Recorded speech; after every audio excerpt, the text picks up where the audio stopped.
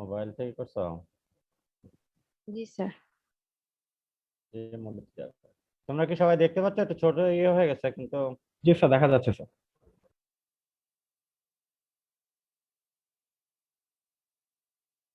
একটু দাও।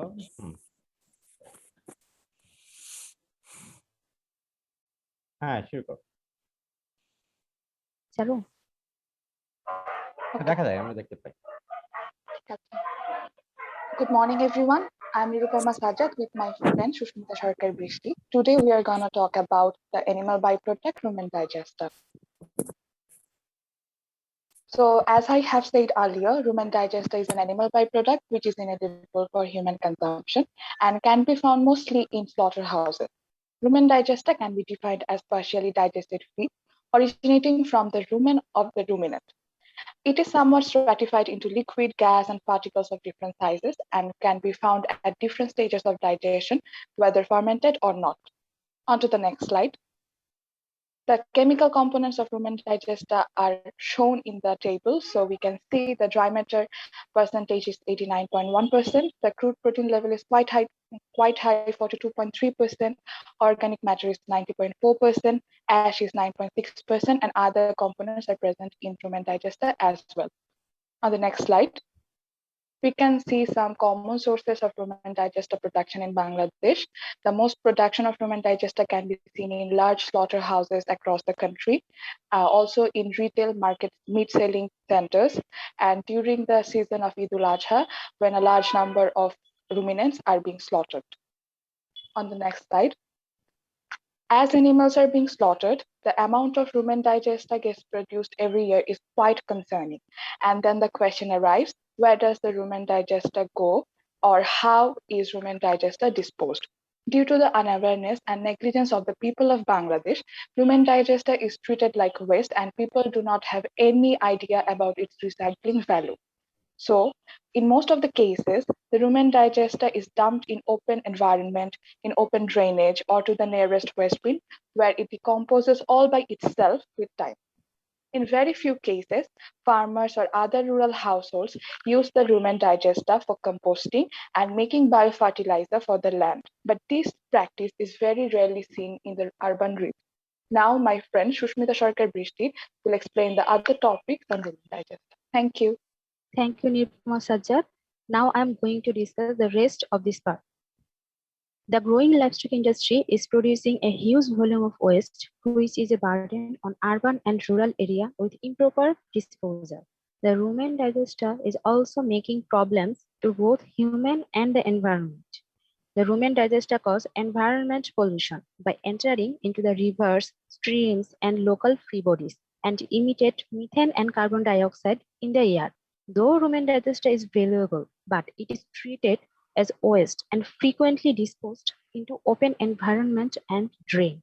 This disposal system of rumen waste create environment pollution. The environment pollution could be mitigated by recycling the rumen waste and mix with crop residue as animal feed. It is fairly rich in crude protein and other microflora such as fungi, protozoa, and bacteria. Rumen digester can be used in two ways as silage and dried rumen digester. Dried rumen digester is used as alternative source for animal feed and it reduces the feed cost. As we know, the prices of animal products have soared in the last 2 decades. That's why the price of protein feedstuff has increased, which is used in livestock feed formulation. Besides, rumen digester can improve the digestibility of nutrients in ruminants because of high potential for the proliferation of ruminal microorganisms. These microorganisms act on fiber digestion in the cecum and increase the diet utilization and digestibility. Another one is silage. Silage can be made from plant materials with suitable moisture content. And siling of rumen digester with rice straw helps to improve the nutritional value. It increases the protein content and reduce pH, fiber content, and lignin. But if this process exceeds 4 weeks, the protein content starts to convert into ammonia, which is used for the supply of needed protein in animal body. Besides, proper sun dry and heat treatment should also be done prior to feeding. Recycling is the best practice for producing renewable energy, biogas.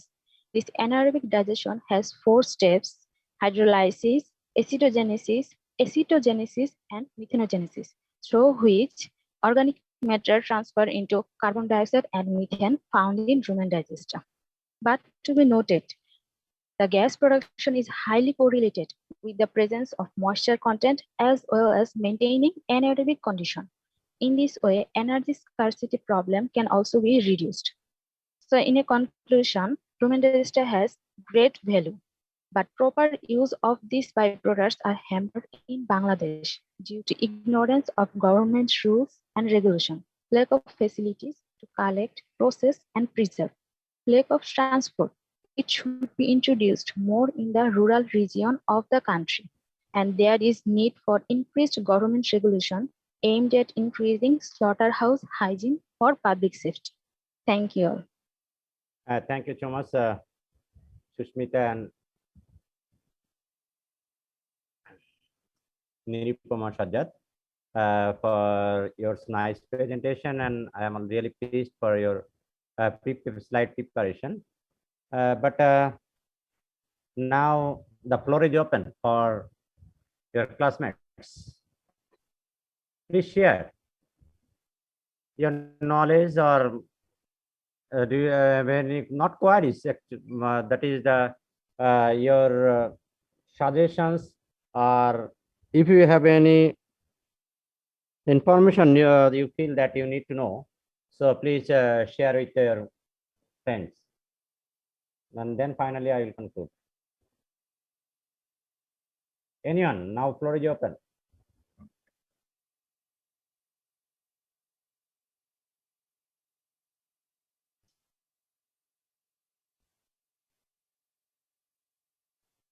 সবার dead বডির মতো পড়ে থাকলে কিন্তু আসলে হবে না। যে কেউ যা দেখছো না, দেখলে স্লাইড হলো, আমাদের কমেন্ট করো, কমেন্ট করে শিখতে হবে।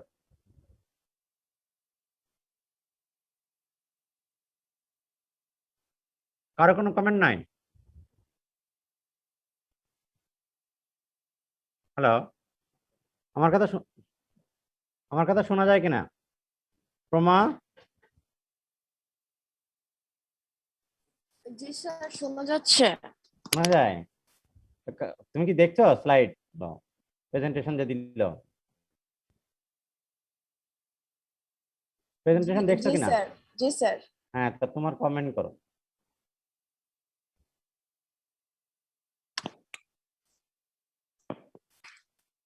The presentation was far good, sir. হ্যাঁ, বাংলায় বলো, অসুবিধা নেই। তোমার কথা যা থাকলে বা সুন্দর করে আমরা শেয়ারিং করব, মানে অসুবিধা নেই। The presentation টা অনেক ভালো ছিল, and ওদের এফোর্ট গুলো আসলে দেখা যাচ্ছিল যে তারা অনেক বেশি এফোর্ট দিছে সব মিলে। ওইটা তো হলো না, ওটা তো জাস্ট হলো থ্যাংক ইউ, এটা অ্যাকনলেজড সেন্টেন্স। কিন্তু তোমার কাছে এর মধ্যে তোমার কমেন্ট কি, সায়েন্টিফিক্যাল কমেন্ট বা এটাকে তুমি যে হয়েছে তুমি কি বুঝলা এবং কি করা যেতে পারে?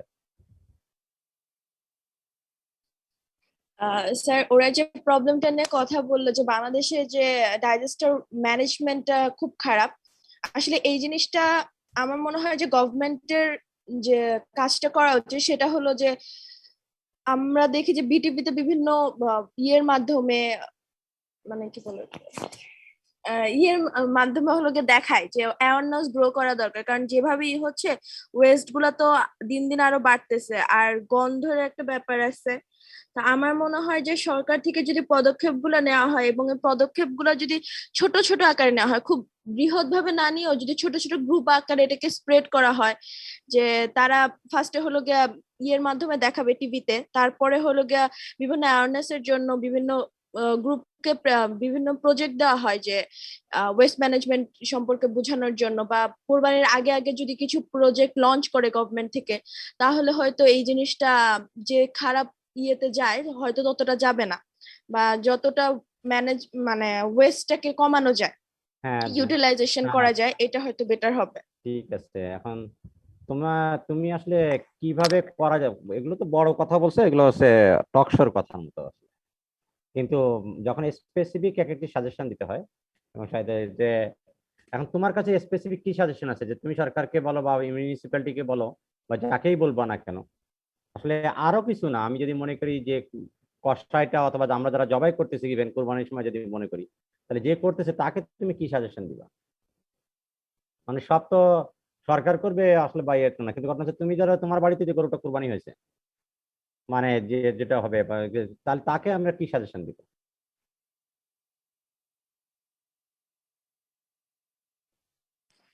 আহ, যদি হলো আমাদের ইয়েতে চিন্তা করা হয় যে একটা ফ্ল্যাট বা একটা ইয়ের কোনো একটা স্পেসিফিক ইয়েতে, তাহলে হলো আমি বলবো যে যে ওয়েস্টটা হয় সেটা পার্টিকুলার মাটিতে আর কি কোথাও গর্ত করে সবকিছু একবারে আহ, মানে করে দেওয়ার জন্য, ডিসপোজাল করে দেওয়ার জন্য, অযথা যে সাইডে ফেলে রাখা হয় বা করা হয় বা সেটা তো সেটা কিন্তু মানে বলে বলে না টিভিতে বা এত বলে, কিন্তু তুমি একজন অ্যানিমাল সায়েন্টিস্ট হিসাবে আহ মানে মূল দায়িত্বটা কিন্তু আসলে এরকম, অনেক সময় আমরা প্রসেস করি ইঞ্জিনিয়ারের বা এরকম থাকবে, কিন্তু আমাদের যেমন আমরা কম্পিউটার চালাই, সবাই কিন্তু কম্পিউটার সায়েন্স সায়েন্টিস্টও না, কম্পিউটার ইঞ্জিনিয়ারও না, কিন্তু তোমাকে কিন্তু আসলে জানতে হবে কোনটা সিপিইউ কোনটা মনিটর কোন জায়গায় করতে হয়, অপারেটিংটা কিন্তু আমাদেরকে শিখতে হয়।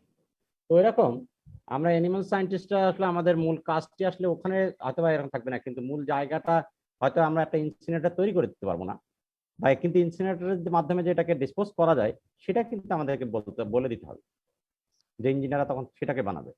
তো এখন আমাদের ইয়ে হচ্ছে যে তোমরা বলছো যে ওই মাটিতে পুঁতে রাখবে বা রাখবে, এটা একটা অপশন দিছে, কিন্তু হ্যাঁ রিফাত, ওর এই যুক্তি মানে সায়েন্টিফিক ওর কথাটা কি আসলে কাজে লাগবে কিনা? পুঁতে ফেললে কি হবে? পরিবেশের কাছ থেকে দূর হলো বা, তবে মানুষ যেহেতু আমাদের পরিবেশ ওরা কিছু বলতেছে না, সুতরাং কেন আমি একটা গর্ত করে একটা ইয়ে ফেলতে গেলে গর্ত করা লাগবে করা লাগবে, হচ্ছে ফাঁকা ফাঁকার দানা যদি আমি এক জায়গায় ফেলে দিয়ে আসতে পারি, কেউ দেখলো না, সেটা আরো ভালো না? তোমার কি যুক্তি? আর কোনো আছে কিনা রিফাত? 21 আইডি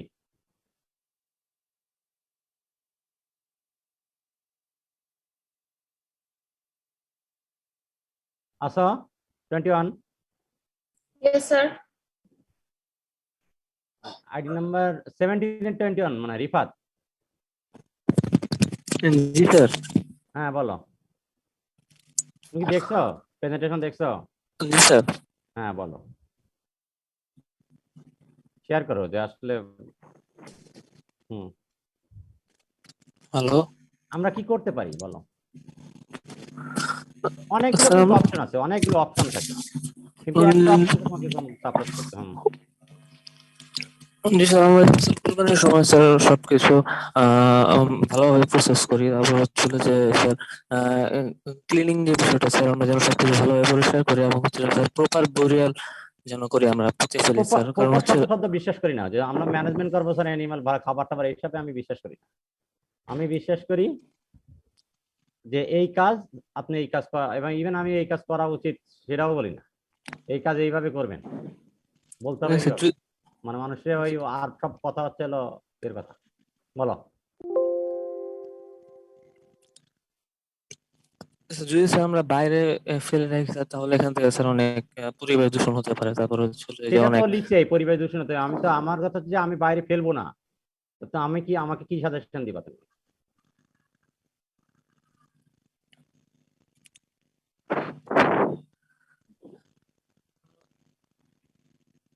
হ্যাঁ তোমাদের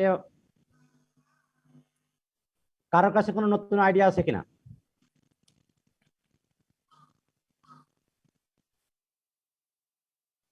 স্যার বলো। 159 স্যার আমাদের দেশে যে পরিমাণে পশু কোরবানি হয় তার প্রায় 2/3 কোরবানির সময় হয়ে যায়, যে সংখ্যাটা প্রায় 40 থেকে 50 লাখ, যেখানে গরুই কোরবানি হয় প্রায় 70%। সেক্ষেত্রে এত বড় একটা অংশ আমরা যদি এই সময়টাতে আমাদের যে কম্পোস্টিংটা করে রাখতে পারি, সেই কম্পোস্টিং করলে বাকি সময় সারা বছর আমাদের অর্গানিক ফার্টিলাইজারের উপর ডিপেন্ড করতে হবে না। এটা হচ্ছে যে কম্পোস্টিং করবে সেও একদিকভাবে অর্থনৈতিকভাবে স্বাবলম্বী হবে এবং কৃষকরাও সেক্ষেত্রে বেনিফিটেড হবে। Thank you. কিন্তু প্রথম যেটা আছে যে আমরা ইনফরমেশনটা একটু ইয়ে আছে, বলো তো এবার কুরবানি ঈদে কতগুলো অ্যানিমাল কুরবানি হয়েছে জানো? সঠিক সংখ্যাটা জানি না স্যার। হ্যাঁ, না কেউ জানো কিনা এটা জান? তোমরা টিভি দেখো? খবরে মানে এই সময় কিন্তু আমরা ওই জন্য বলেছিলাম যে চামড়া কত লক্ষ চামড়া মানে ট্যানারি কালেক্ট করেছে, around 90 lakh, around 90 lakh.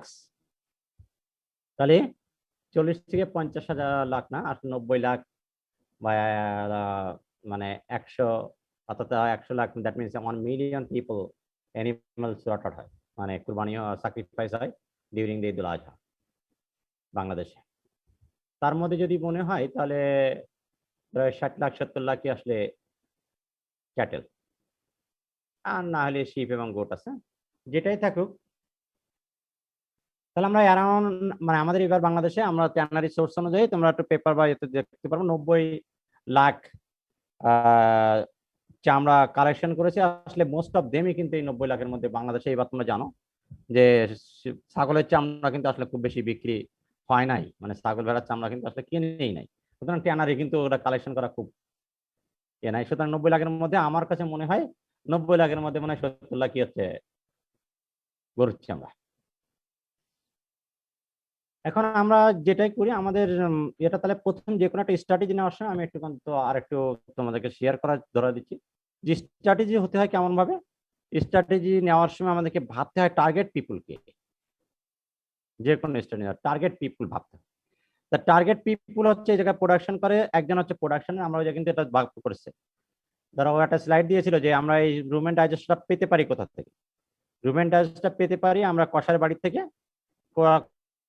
Slaughter হাউসে পেতে পারি, তারপরে ইন্ডিভিজুয়াল এক একজন ছড়াই সেটাই করে সে জগতে করতে পারি। তাহলে তাদের জন্য ওই স্পেসিফিক স্ট্র্যাটেজি নিতে হবে। তাহলে প্রথমে টার্গেট পিপল ঠিক করলে এবার টার্গেট পিপল অনুযায়ী স্ট্র্যাটেজি ঠিক করতে হবে।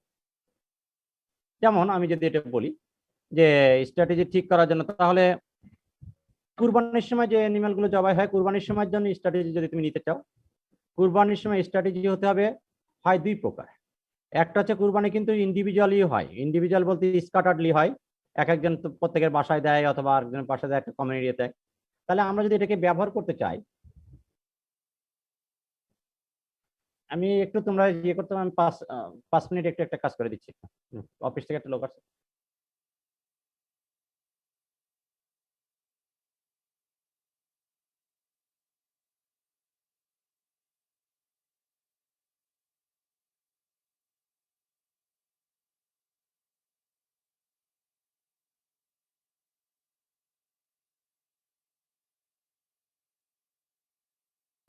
তাহলে টার্গেট পিপুল ঠিক করতে হয়, টার্গেট অনুযায়ী স্ট্র্যাটেজি ঠিক করতে হয়। ক্লিয়ার আছে না? তাহলে আমরা ওই রকম কথা কিন্তু আসলে বলবো না যে না এরকম হচ্ছে, তাহলে টার্গেট অনুযায়ী আমরা স্ট্র্যাটেজি মানুষকে বলে দিব। কারণ তুমি যদি যাই বলো ভাই আপনার এরকম করে করা দরকার এই করেন, মানুষ শোনা আসলে কঠিন। তাহলে আমরা যে ইন্ডিভিজুয়াল যদি করে তাহলে ইন্ডিভিজুয়াল অনুযায়ী তাকে আমরা বলতে পারি যে আপনি ভাই ইন্ডিভিজুয়াল অনুযায়ী আমরা কয়েকটা পদ্ধতি জায়গায় স্ট্র্যাটেজি ওরা বর্ণনা করেছে। যেমন একটা বর্ণনা করেছে যে রুমেন মানে আমরা অ্যানিমালের ফিড হিসেবে আবার রিসাইকেল করতে পারি রুমেন ডায়েট হিসেবে। একটা কথা বলেছে যে না আমরা এটাকে মানে কম্পোস্টিং করতে পারি। তারপর আরেকটা স্ট্র্যাটেজি ছিল যে শেয়ারিংটা আছে নাকি তোমাদের কাছে? আর একটা স্ট্র্যাটেজি হ্যাঁ আর কি ছিল বলো তো? স্যার বায়োগ্যাস তৈরি করতে পারি। বায়োগ্যাস তৈরি করতে পারি, মানে এনারে ফার্মেন্টেশন করে তাই না বায়োগ্যাস তৈরি করতে পারি। জি স্যার ওয়েস্টলেস তৈরি করতে পারি। ওয়েস্টলেস তৈরি করতে পারি, ওইটাকে ওয়েস্টলেসটাই আসলে রুমিনেন্ট ফিড হিসেবে আমরা ব্যবহার করার জন্য তাই জি না? স্যার রিফিডিং। হ্যাঁ রিফিডিং বা এনসাইল করতে পারি, ঠিক আছে না? তাহলে জি এখন স্যার আমাদের দেশের জন্য আমরা যদি এটাকে বলি যে রুমিনেন্ট ডায়েটের জন্য, মানে আমরা কিন্তু খোলামেলা বলতে তোমাদের এই চিন্তাটার জন্য কিন্তু মানে আমরা অনেক পিছায় পড়ি আসলে তোমাদের এই রেসপন্স না থাকার কারণে বা সঠিক পদ্ধতিটা না দেওয়ার কারণে। একটা হচ্ছে তাহলে আমরা আমাদের দেশে এর মধ্যে কোনটা ফিজিবল হবে, মানে যদি আমরা স্ট্র্যাটেজি ইন্ডিভিজুয়াল নেই, যেমন ইন্ডিভিজুয়াল স্ট্র্যাটেজি নেই বলতে তাহলে আমরা যদি মনে করি যে একটা গরু প্রতিদিন ধরো, তাহলে একটা করে হচ্ছে, একটা কষাই প্রতিদিন একটা করে গরু জবাই করছে, তাহলে একটা করে যে গরু জবাই করে তার জন্য কোন স্ট্র্যাটেজিটা হতে পারে? একটা হতে পারে বেস্ট। তোমাদের কাছে কি মনে হয়? সো কম্পোস্টিং করার জন্য। কম্পোস্টিং একটা করে যদি প্রতিদিন, আমি কিন্তু একটা কথা বলেছি, একটা করে প্রতিদিন, তা প্রতিদিন কম্পোস্ট করা বায়োগ্যাস। প্রতিদিন কম্পোস্ট করা কঠিন না? কারণ প্রতিদিন সে ওই কাজের জন্য ইনভলভ থাকবে না। আবার কম্পোস্ট যদি করতেই হয়, তাহলে কম্পোস্টিং পিট ইন্ডিভিজুয়াল ডেতে যদি করতে হয়, তাহলে অনেকগুলো কম্পোস্টিং পিট লাগবে, তাই না? মানে তার জি গর্ত স্যার। বলো আর উপরে করো, তাহলে কি এটা কি তাহলে ফিজিবল, গ্রহণ করার মতো কিনা? সুতরাং এই না, স্ট্র্যাটেজি স্যার। ওর জন্য স্টেবল বলে মনে হয় না। হ্যাঁ, আমরা অনেক সময় থাকতেই পারে জানা গেছে। তাহলে কি স্লটার হতে পারে? হাউসের পাশে যদি একটা বায়োডাইজেস্টার থাকে তাহলে আমরা ওটার মধ্যে যদি ওই হ্যাঁ, ডাইজেস্টারটা না, দিয়ে দেই। আমি ইন্ডিভিজুয়ালের কথা বলছি, বাংলাদেশের পরিস্থিতি হিসাব করে। বাংলাদেশের লোক কজন লোক স্লটার হাউসে যদি জবাই করে, তাই না?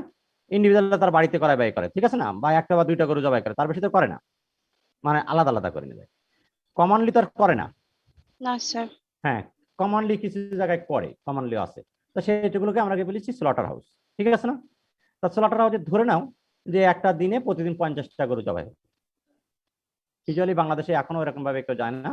ইভেন বাংলাদেশের সবচেয়ে বড় স্লটার হাউস হচ্ছে মানে পোস্তায় বা এর ক্ষেত্রে, তখন সেই জায়গায় কিন্তু আসলে 10টা থেকে 12টা গরু জবাই হয় বা জবাই হয়। বেশিরভাগই ছাগলের জন্য আসলে মানুষ নিয়ে যায়, গরু টরু অত দূরে টানে টুনে নিয়ে যায় না, কারণ গরুটাকে তো নিয়ে যেতে হবে বা করে নিয়ে যেতে হবে, তাই না? আমাদের যেহেতু আইনের প্রয়োগের জায়গা নাই, যে কোনো জায়গায় করলে করা যায়, বাস্তবতা আমি শেয়ার করছি। তাহলে এই জায়গায় যদি 10টা বা 20টা মানে রুমেন হয়, একটার থেকে কয়েক কেজি হতে পারে বড় জোর? একটা অ্যানিমেলের ধরো আমাদের দেশে তার 200 সাইজের উপরে ডিপেন্ড করে 25 থেকে 40-45 কেজি এরকম রুমেন ডাইজেস্টার টুথপেস্ট করতে পারে। মোটামুটি গরুতে যা হয় ধরো 40 কেজি ধরে নেই, তাহলে 10টা গরু হলে 400 কেজি হলো, ঠিক আছে না? আমরা একটা জায়গায় যে মানে তোমাকে যখন ওই যে আবার ওইটা কিন্তু তখন যখন স্ট্র্যাটেজি দিবা, ওটা কিন্তু তুলনা করে দিতে হবে। তা 40টা 400 কেজি হলো, তাহলে 400 কেজি সে কিন্তু প্রতিদিন একটা জায়গায় কম্পোস্টিং, তার জন্য কিন্তু এক একটা পিট মানে 400 কেজি যদি হয়, 400 কেজির সাথে আমরা আবার একটু পরে আলাপ করবো। কম্পোস্ট করতে গেলে কিন্তু কম্পোস্টের মধ্যে কি করতে হয়, মানে ময়েশ্চার পার্সেন্টেজ কিন্তু 70% নিয়ে আসতে হয়, কারণ সেটাকে ডাইজেস্ট করতে হয়, নাহলে তো মাইক্রোবস কাজ করে না। তাহলে এই জায়গায় কিন্তু মানে আছে কত, ময়েশ্চার কত আছে, হয়তো বা তার সাথে কিছু অন্য জিনিস অ্যাড করতে হবে, নাহলে শুধু পচবে না কিন্তু। মানে রেখে দিলে এমনি পচবে, ওই তখন কি ধরো যদি খড় খেয়েছে অথবা ঘাস খেয়েছে, বাইরে যদি ফেলে রাখো, তাহলে ওই জন্য দেখো বেশিরভাগ ক্ষেত্রে কিন্তু কি হয়, শুকনো হয়ে যায় না, পরে দেখা যায় মানে গোবর যে জায়গায় পরিষ্কার করছে, ওই জায়গায় কিন্তু দেখা যায় এগুলো কিন্তু পরে শুকায় গেছে, শুকায় যে খড়টা বা মানে যে পার্টিকেল খড় ঘাস এরকম কিন্তু হয়ে গেছে। আর গোবর যেটা ছিল মানে একদম যেটা ডাইজেস্টেড হয়ে গেছে, সেই অংশটি হলো ধরো মাটির সাথে যে পড়ে রয়েছে। এটা মানে প্র্যাকটিক্যাল এক্সপেরিয়েন্স। তাহলে এখন ওই জায়গায় যদি হয়, তাহলে ও তো ডাইজেস্ট না হয়ে কি হবে, ও ড্রাই হয়ে যাচ্ছে, তাহলে তো সে কম্পোস্ট হচ্ছে না। তাহলে কম্পোস্ট হওয়ার জন্য একটা প্রথম শর্ত কিন্তু আছে, আমার এখানে পড়ছো যে ইনগ্রেডিয়েন্ট যেটা থাকবে, র ম্যাটেরিয়াল যেটা থাকবে, তার ময়েশ্চার পার্সেন্টেজ ঠিক রাখতে হবে, কার্বন নাইট্রোজেন ঠিক রাখতে হবে, রেশিও ঠিক রাখতে হবে। রেশিও তো পরে হবে, কিন্তু এই জায়গায় হলো বেশিরভাগ ক্ষেত্রে আমরা কিন্তু একটা কেমিক্যাল কম্পোজিশন দিয়েছে, দেখছো যে ওখান থেকে 89.88% কিন্তু ড্রাই ম্যাটার। তাহলে ওর সাথে পানি মিশাও অথবা অন্য কিছু মিশাও, মানে কিছু একটা করে করতে হবে। আবারও দেখো নাইট্রোজেন কিন্তু 44%, ভেরি হাই নাইট্রোজেন, তাই না, রিচ ইন নাইট্রোজেন। তাহলে নাইট্রোজেন যদি হয়, তাহলে ওর মধ্যে কিছু কার্বনের শুকনা পাতা দাও অথবা ছাই দাও, কিছু ছাই দাও, শুকনা পাতা দাও, দিয়ে তারপরে কিন্তু কম্পোস্টিং করতে হবে। স্ট্র তো ধরো অ্যানিমেলের ফিড হিসেবে আছে, আবার স্ট্র যদি তুমি দিতে বলো তো মানুষ কিন্তু আসলে দিবে না, বা স্ট্র কিন্তু আসলে হলো না, কিছু ডিসঅ্যাডভান্টেজও আছে। তাহলে আমাদেরকে টার্গেট মানে চিন্তা করার সময় ওই বিষয়গুলো কিন্তু ভাবতে হবে। কিন্তু তাহলে ওর জন্য কি সবচেয়ে বড় সুবিধা কি, ওর জন্য আসলে তাহলে স্লটার হাউসে আমরা কম্পোস্টিং করতে পারি। কিন্তু স্লটার হাউসে যখন থাকবে, তখন সে ব্যক্তি স্লটার হাউসের মূল উদ্দেশ্যই কিন্তু আসলে মিটের জন্য টার্গেট, তাই না? জি স্যার। কষাই কিন্তু তাড়াতাড়ি মিট বিক্রি করবে, কারণ জবাই করছি সাথে সাথে নিয়ে তাড়াতাড়ি মিট বিক্রি করবো, যত তাড়াতাড়ি পারা যায় বাজারে নিয়ে যাবো। তার কিন্তু ওই চিন্তাটা তখন থাকে না, সে কিন্তু ওই জায়গায় কোনো এক জায়গায় ডাম্পিং করে চলে যায়। তাহলে এই জায়গায় এরকম হতে পারে কি, ওরকম ভাবে আমরা হয়তো বা নিচের দিকে যে জায়গায় বুড়িটা বের করবে, সেই বুড়িটা নিচে চলে যাবে, চলে যায় ওই জায়গা থেকে আসলে সবচেয়ে ডাইজেস্ট হতে পারে, তার বলে হয়তো একটা বায়োগ্যাস প্লান্ট ওখানে কাজ হতে পারে। তবে আবার ওই একটা স্লটার হাউসই অল্প, সেই জায়গায় আবার যদি আমি 400 কেজি র ম্যাটেরিয়ালস দেই, তো 400 কেজি র ম্যাটেরিয়ালস ধরতে গেলে যে কতটুকু গ্যাস প্রোডাকশন হবে, কত বড় সাইজের লাগবে প্রতিদিন 400 কেজি যদি আমি মানে ইনলেট দেই, তাহলে সেই পরিমাণ বায়োগ্যাস প্লান্ট আমাদেরকে, তারপর যা রেসিডিউ হবে বা স্যালারি হবে সেটাও ওয়েস্ট করতে পারবো কিনা, আর বড় ওয়েস্টের ব্যবস্থা হয়ে যাবে কিনা। তখন বায়োগ্যাস প্লান্ট কিন্তু বাংলাদেশের জন্য খুব বেশি নট সাস্টেনেবল, তার কিন্তু অনেকগুলো কারণ আছে। অনেকগুলো কারণের একটা মূল কারণ হচ্ছে যে 1 কেজি গোবর থেকে 3 কেজি স্যালারি হয়। তা গোবর তো তাও হলো মানে হ্যান্ডেল করা যায়, কিন্তু 3 কেজি স্যালারি হয়ে গেলে চারিদিকে মাটির পরে মাটি কিন্তু ভরে যাচ্ছে, তখন তো লিকুইড হয়ে যায়, ওটা কিন্তু আর বয়ে ট্রান্সপোর্টও করা যায় না, এও করা যায় না। তখন মূল যে উদ্দেশ্য ছিল সেই উদ্দেশ্য হয়ে গেছে। হ্যাঁ, আমরা কিন্তু কিছু এনার্জি পাই, তো আমাদের দেশে তো ওই বায়োগ্যাসের এনার্জি দিয়ে তো কোনো আমরা গাড়ি চালাই না, বায়োগ্যাসের এনার্জি দিয়ে তো আমরা কোনো ইন্ডাস্ট্রি চালাই না রান্না করার জন্য। তাও রান্না মানুষ কিন্তু অনেকে করতে চাইবে না, কারণ হচ্ছে যে এসেছে না, ঠিক আছে হচ্ছে খড়ি কুড়ায় নিয়ে চলে যায়। এইগুলো কিছু কিন্তু অনেকগুলো কিছু মানে বাস্তবতা আছে, বাস্তবতা এবং ওই অঙ্গিকেই আমাদের কিন্তু ব্যবহার করতে হবে। তাহলে আমি কিন্তু মানে তোমাদেরকে কিন্তু ইয়ে করি নাই, মানে আমরা নিরুৎসাহিত করছি না, মানে আমরা উৎসাহিত, কিন্তু আমাদের কথা হচ্ছে যে আমরা ছোট্ট ছোট্ট, ওই যে আপনি কথা বলেছিল যে হ্যাঁ আমার ছোট ছোট স্ট্র্যাটেজি নিতে হবে, কিন্তু স্ট্র্যাটেজিটা অ্যাপ্রোপ্রিয়েট স্ট্র্যাটেজি নিতে হবে, কারেক্টলি করতে হবে এবং করে আসলে দেখাতে হবে, ডেমো করতে হবে। ডেমো করে দেখালে তারপরে না মানুষ বিশ্বাস করবে না দিস ইজ পসিবল। তুমি যদি তোমার বাড়িতে যেটা হয়েছিল সেটাকে যদি এখন তুমি একদম কম্পোস্ট করে দেখাতে পারতা, পরের বছর কিন্তু তোমার আব্বাকে বলতে হতো না বা তোমার পরিবারকে চাচাকে বলতে হতো না যে না এটা ওই জায়গায় ফেলতে হবে না, ওই জায়গায় কিন্তু নিজেই করতো। ঠিক আছে না? আমি কি একটু মানে ধরাতে পারছি কিনা? আমার জি সাথে স্যার। আমার সাথে দ্বিমত কে আছো? তাহলে আমরা যখন কুরবানিটা করছি, কোথাও যখন দেখবে একটা পুকুর পাড়ে হোক অথবা এর পরে কিন্তু ওই গোবরগুলো বের করে দিচ্ছে, মানে আন্ডারস্ট্যান্ড ফিড পার্টিকুলার ফেলে দিচ্ছে। তো ওই জায়গায় যদি 2টা গরু বা 3টা গরু, তুমি যদি ছোট্ট একটা জায়গায় ইভেন একটা চাড়ির মধ্যে যদি তুমি ওটাকে কম্পোস্ট করতা, করে তুমি তোমার গার্ডেনে মানে তুমি কিন্তু একটা ফুল গাছ লাগাইতে, তখন বাসায় ছিলা। আমরা কিন্তু আমি কিন্তু একটা জায়গায় মানে আমার ব্যক্তিগত অভিমত আমি শেয়ার করছি, আসলে বিশ্ববিদ্যালয়গুলোর সমস্ত শিক্ষকরা কিন্তু আসলে এখন মোটামুটি বাসায় বাড়িতে ছিল। আমরা কিন্তু করোনার যেভাবেই হোক এই সচেতনতার অংশটুকু যদি কোনো না কোনো ভাবে যদি আমাদের কাজে লাগাতো বা কাজে লাগতো, কেউ যদি উদ্যোগ নিত, আসলে কিন্তু এটা মানে করোনা প্রতিরোধের যে সবচেয়ে বড় যে 3টি স্বাস্থ্যবিধির যেটা মানে এটা ছিল আসলে সচেতনতা, সেটাই কিন্তু আসলে ইনভলভমেন্ট হয়। মানুষ বলতেছে এ বোঝায় না বোঝায় নাই, আমরা কিন্তু একটা মানে যে কোনো সময় যুদ্ধের সময় বা এর সময় কিন্তু আসলে যে তোমাদের এই শক্তিটাকে কিন্তু কাজে লাগাইনি আমরা, বাকি কাজে লাগাইনি। তোমরা নিজেরা একটু ভেবে দেখবে, আসলে কিন্তু তোমরা যদি 10 জন একটা গ্রামের মধ্যে কিন্তু এখন দেখো 10 জন তোমরা তোমাদের বয়সের কলেজে বা ইউনিভার্সিটি পড়তো, তারা কিন্তু বাসায় বসে আছে। 10 জন যদি তোমরা মানে একটা মুভমেন্ট করতে ইয়ে পড়তে হবে এই কাজের জন্য এই কাজের জন্য, অবশ্যই অনেক লোক কথা শুনতো। বর্তমানে অনেকে ধরো যেহেতু অনেকের পরে বিশ্বাসযোগ্যতা নাই, যে যারা সার্ভিসই আছে ইউনোতে বা টিওনো, আমরা কিন্তু মানে জাস্ট অন্য ইয়ে দেখতে বলছি না, যেই চাকরিজীবীর এই যে মানে সৎ না অসৎ বা মানে মানুষের কিন্তু বিশ্বাস অবিশ্বাসের কারণ আছে, সেই এমপিদের বলো বা মেম্বারদের বলো, জানে এটা আমার সাথে একমত কিনা, মানে এখন কিন্তু কনফ্লিক্ট আছে। কিন্তু তোমাদের এই বয়সটা কিন্তু এখনো তোমাদের কিন্তু অনেক কিছু একটা গ্রহণযোগ্যতা আছে। 10 জন যদি তোমরা আসলে পাড়ার মধ্যে যে বলতা না এই কাজগুলো করতে হবে, এই কাজ করলে বেনিফিট পাওয়া যাবে, তাহলে আরো বেশি সচেতন হতো না মানুষ, কিন্তু ভ্যাকসিন নিতে যেত, মাস্ক কিন্তু পড়তো, ইয়ে করতো কেমন ভাবে হতো। আমি মনে করি এটা এই বড় পাওয়ারটাকে কিন্তু আমরা নষ্ট করছি এবং করি। তা আমিও এখানে তোমাদের বলছি যে আমাদের এই নলেজটা কিন্তু শেয়ারিংটা হচ্ছে বড় পাওয়ার। এই যে তোমাদের পাওয়ারটা কিন্তু তোমরা আমাকে, আমি বারবার করে বলছি, তোমরা কিন্তু কেউ শেয়ার করছো না আমাদের সাথে। 90 জন মানুষ, আমরা কিন্তু 90 ঘন্টা, 97 জন মানুষ, 97 জন কিন্তু আমরা 1 ঘন্টা পাস করলে 97 ঘন্টা পাস করছি। জানো আয়ু থেকে জীবনে আয়ু কয়েক ঘন্টা হিসাব করে দেখলাম, 57 ঘন্টা কিন্তু 97 ঘন্টা পার করে দিচ্ছি। তাহলে যদি আমরা কোনো না কোনো ইফেক্টিভ আসে রেসপন্স না আসে, তাহলে কিন্তু দুঃখজনক। তাহলে আমরা কি করতে পারি?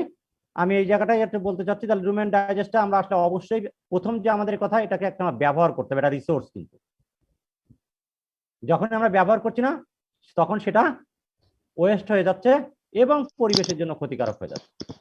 তাহলে আমাদেরকে আমরা প্রথমে, তাহলে আরো যদি একটু টিপিক্যালি বলি, ওয়েস্ট থেকে রিসোর্সে পরিণত করতে হবে, তাই না? ওয়েস্টটাকে রিসোর্সে পরিণত করতে হবে। দিস ওয়েস্ট অ্যাকচুয়ালি, এখন আমাদের কথা হচ্ছে যে আমরা কিন্তু আরো একটা বলি, বন্যার সময় বা অন্য সময় যেরকম ভাবে মানুষ, আমরা কিন্তু সবাই ঝাঁপাই পড়ি, এই জায়গায় কিন্তু এটা ঝাঁপিয়ে পড়তে পারছি না। কারণ কিন্তু আছে, করোনার সময় কারণ হচ্ছে কন্টাজিয়াস বলে সবার কিন্তু একটা ভয় আছে যে না আমি যেতে গেলে আমার কি হয় না হয়, ফ্যামিলিরও কিন্তু একটা ভয় আছে। এটা কিন্তু একটা লিমিটেশন। মানে আমরা হয়তো ওই কথাটা তখন বলেছিলাম, কিন্তু আবার এই কথাটা আমি তখনও বলতেছি যে আমাদেরকে ব্যবহার করিনি, কিন্তু ঘটনা হচ্ছে আবার ব্যবহার করতে গেলেও এটা কিন্তু একটা লিমিটেশন আছে, যে বন্যার মতো কিন্তু বা এমনি সময়ের মতো কিন্তু এটা ওই রকম দুর্যোগ নয়। এই দুর্যোগটি আছে, নিজেরও কিন্তু একটা ভয় আছে, সেই জন্য কিন্তু অনেকে যাবে না। তাহলে আমরা এই জায়গায় ওই কথাটা বলার উদ্দেশ্য হচ্ছে, এই জায়গায় আমরা যে ওয়েস্টটাকে রিসাইকেল মানে করতেছি, হ্যান্ডেল করতেছি, রুম এন্ড ডাইজেস্টটা, সেটা কিন্তু আসলে ওই ভয় নাই। কারণ ও কিন্তু একটা বলেছে রুম এন্ড ডাইজেস্টটা ধরে হ্যান্ডেল করলে গেলে কিন্তু এটা কিন্তু ওই রকম তেমন কোনো প্যাথোজেনিক কোনো কিছু নাই। কারণ ওর ভিতরে সে টেম্পারেচার পেটের মধ্যে যেটা থাকছে বাইরে থাকছে, সে ফার্মেন্টেশন হয়ে গেছে। টেম্পারেচারে কিন্তু শুধুমাত্র ওই টেম্পারেচার সয়েল বনমান বা হাই মানে 55°C উপরে যে মাইক্রোস গুলো থাকে সেইগুলো বেঁচে থাকে। আর সবই কিন্তু মোস্ট অফ দ্য প্যাথোজেনিক মাইক্রোস কিন্তু কত 25 থেকে 35°C তাপমাত্রা হয়। সুতরাং মোস্ট অফ দ্য প্যাথোজেনিক মাইক্রোস কিন্তু এখানে থাকে না, সুতরাং হ্যান্ডেল করতে কোনো সুবিধা কিন্তু নাই। সুতরাং এই জায়গায় কিন্তু আমরা আরো বেশি ইনফোর্স করতে পারি। তাহলে আমরা কিন্তু ওইটার কথা বলতে চাচ্ছি এই জায়গায়, যে তাহলে আমরা যেটা করবো ওই মাথায় আনতে হবে। 3 নম্বর হচ্ছে যে আমাদের যে র ম্যাটেরিয়ালস গুলো থাকে সেগুলো অ্যাভেলেবিলিটি প্রয়োজন কতটুকু আছে সেটা কিন্তু এটা কিন্তু আসলে একেবারে কম ভলিউমও না, বড় না, সুতরাং এটা কিন্তু ভালোভাবে কাজে লাগানো যায়। তাহলে আমরা পরিবেশ করতে পারি। এখন আমরা শুধুমাত্র একটা জায়গায় সমস্যা, সেটা হচ্ছে আমাদেরকে প্রপার প্লেসে প্রপার স্ট্র্যাটেজি দিতে হবে।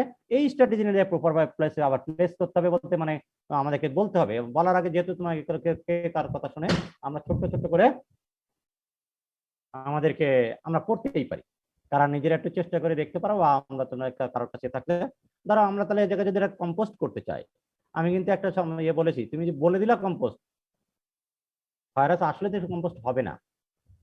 সে যদি গর্তের মধ্যে ফেলে দেয়, পরে যখন সে ফেলে আসলে তো কম্পোস্ট হবে না। কারণ তুমি আমি কিন্তু জানি যে কম্পোস্ট হতে গেলে এবং তোমাদের কিন্তু জানাতে হবে তার ওই ম্যাটেরিয়ালসটাকে আসলে তো পাকাতে হবে। মনে করে তুমি চালে ভাত রান্না করতে যাচ্ছ, চালে যদি ঠিক পরিমাণ পানি না দাও তাহলে হবে? তাহলে এই ঠিক পরিমাণ পানিটা কিন্তু আসলে তোমাকে ওই যে বলে দিতে হবে, ভাই আপনি এইভাবে একটু করতে হবে, এবং সেটা কিন্তু খুব বেশি ডিফিকাল্ট কিছুই না।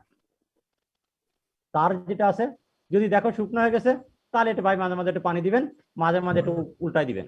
তারপরে যেহেতু উল্টায় না, কম্পোস্টিং কিন্তু আসলে আমরা বাইরে যেটা ডাম্পিং করি সেটা কিন্তু অ্যারোবিক, সেটা হচ্ছে কিন্তু অ্যারোবিক। যদি এক জায়গায় রেখে দিচ্ছি সেই জন্য কিন্তু কিছু তার এয়ারেশন তো পাস করছে না, উপরে শুধু এয়ার পাচ্ছে, ভিতরে কিন্তু এয়ারেশন পাস করছে না। যেহেতু এয়ার পাস করছে না, তাহলে ওদের তো ভিতরে পৌঁছে না। সেই জন্য তাহলে আমরা কি বলবো একটু, যে ঠিক আছে আপনার কুদালটা দিয়ে আপনি এটা করছেন, এই যে 2 দিন বা 7 দিন পর বা আমরা একটা বোর্ডে সাইন্টিফিক যে আপনি একটু উল্টাই দিবেন, অথবা টেম্পারেচার 45°, মানে যে কম্পোস্টিং এর আমার মনে হয় ওয়েস্ট ম্যানেজমেন্ট যারা পড়াইছেন ওনারা হলো ওনাদেরই কথা ছিল এটা জিনিসটা। আমরা কিন্তু যে মানে কার্বের অনুযায়ী কিভাবে করবে, মানে এটা তুমি আসলে কোটা দেখে শিখা দিতে হবে, বলতে হবে, ওইটুকুই বলে দিতে হবে, সে কিন্তু এটা করবে। করে যদি 40 কেজি থেকে দেখা যাচ্ছে যে 30 কেজি সার পাইছে, তার মানে কিন্তু তার 300-500 টাকা কিন্তু বেঁচে গেছে। তাহলে একটা রুমেন ডাইজেস্টে যেটা ফেলে দিচ্ছিলাম সেই জায়গায় কিন্তু আমরা 500 কেজি না হলে 300 টাকার কিন্তু সার হয়ে যাচ্ছে। একটা রুমেন থেকে, একটা অ্যানিমালের থেকে কিন্তু 300 টাকা অর্গানিক ফার্টিলাইজার তৈরি করা সম্ভব।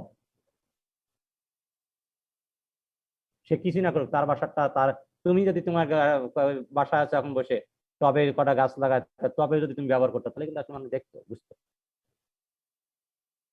কি আমার সাথে দ্বিমত কে বলো দেখি? তাসলিম আচ্ছা, 17-31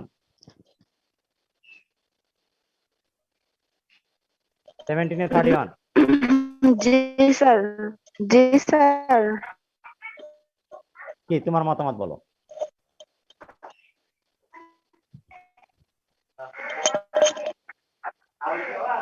জি স্যার, ইউজ করলে স্যার আর কি রুমেন ডাইজেস্টার থেকে স্যার হাসার তুমি গার্ডেনে এসবগুলো বাসার ছাদে যে গার্ডেনিং করা হয় ওখানে ইউজ করলে না, এটা তো ইউজ করলে না। তুমি কি করতে চাও বলো দেখি? স্যার কম্পোস্টিং হ্যাঁ? করাটা স্যার, স্যার উমেন তোমার- ডাইজেস্টটা থেকে স্যার কম্পোস্টিং করে আর কি স্যার ইউজ করাটা স্যার ফিজিবল আর কি।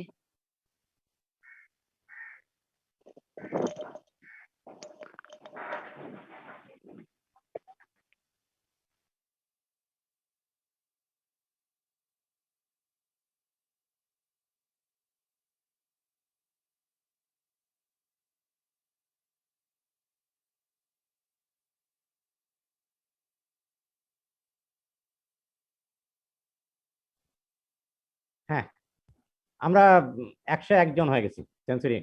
হ্যাঁ, মানে বাসায় আসো না সবাই মোটামুটি? মানে একটা ছাগলের হোক, ভেড়ার হোক, মানে গরুর হোক, কেউ কি কম্পোস্ট জোগাড় মানে জোগাড় করতে পারবা? করে কম্পোস্ট করে করতে পারবা কিনা? জাস্ট একটা ইয়ে দিয়ে কজন রাজি আছো দেখি, আমরা একটা করে দেখি। স্যার আমরা যারা শহরে থাকি তাদের ক্ষেত্রে কি হবে স্যার?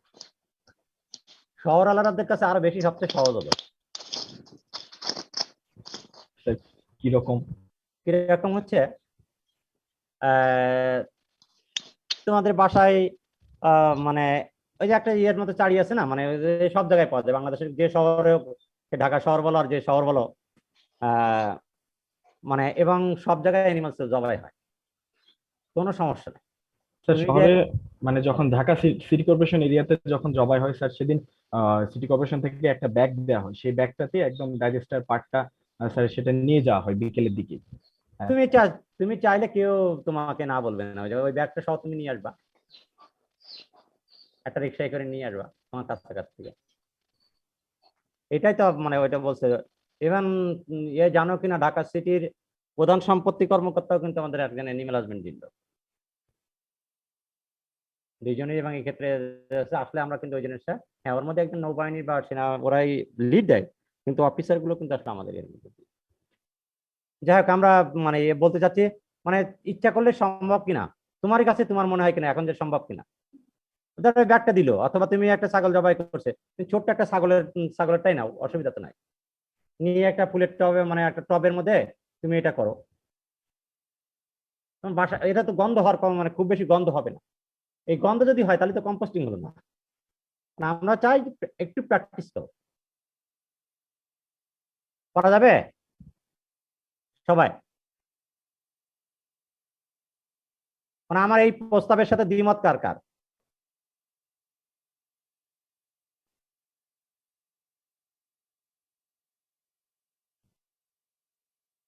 কেউ দ্বিমত নাই, আবার একমত নাই নাকি? এখন কি সহমত আছো নাকি দ্বিমত, কোনটা বলো? জি স্যার, সহমত। হ্যাঁ, করা যাবে না? সহমত। সুস্মিতা এবং নিরুপমা, হ্যাঁ, তোমরা দুইজন আমাদেরকে কিন্তু পথ দেখাইছো, তোমরা কি করতে পারবা?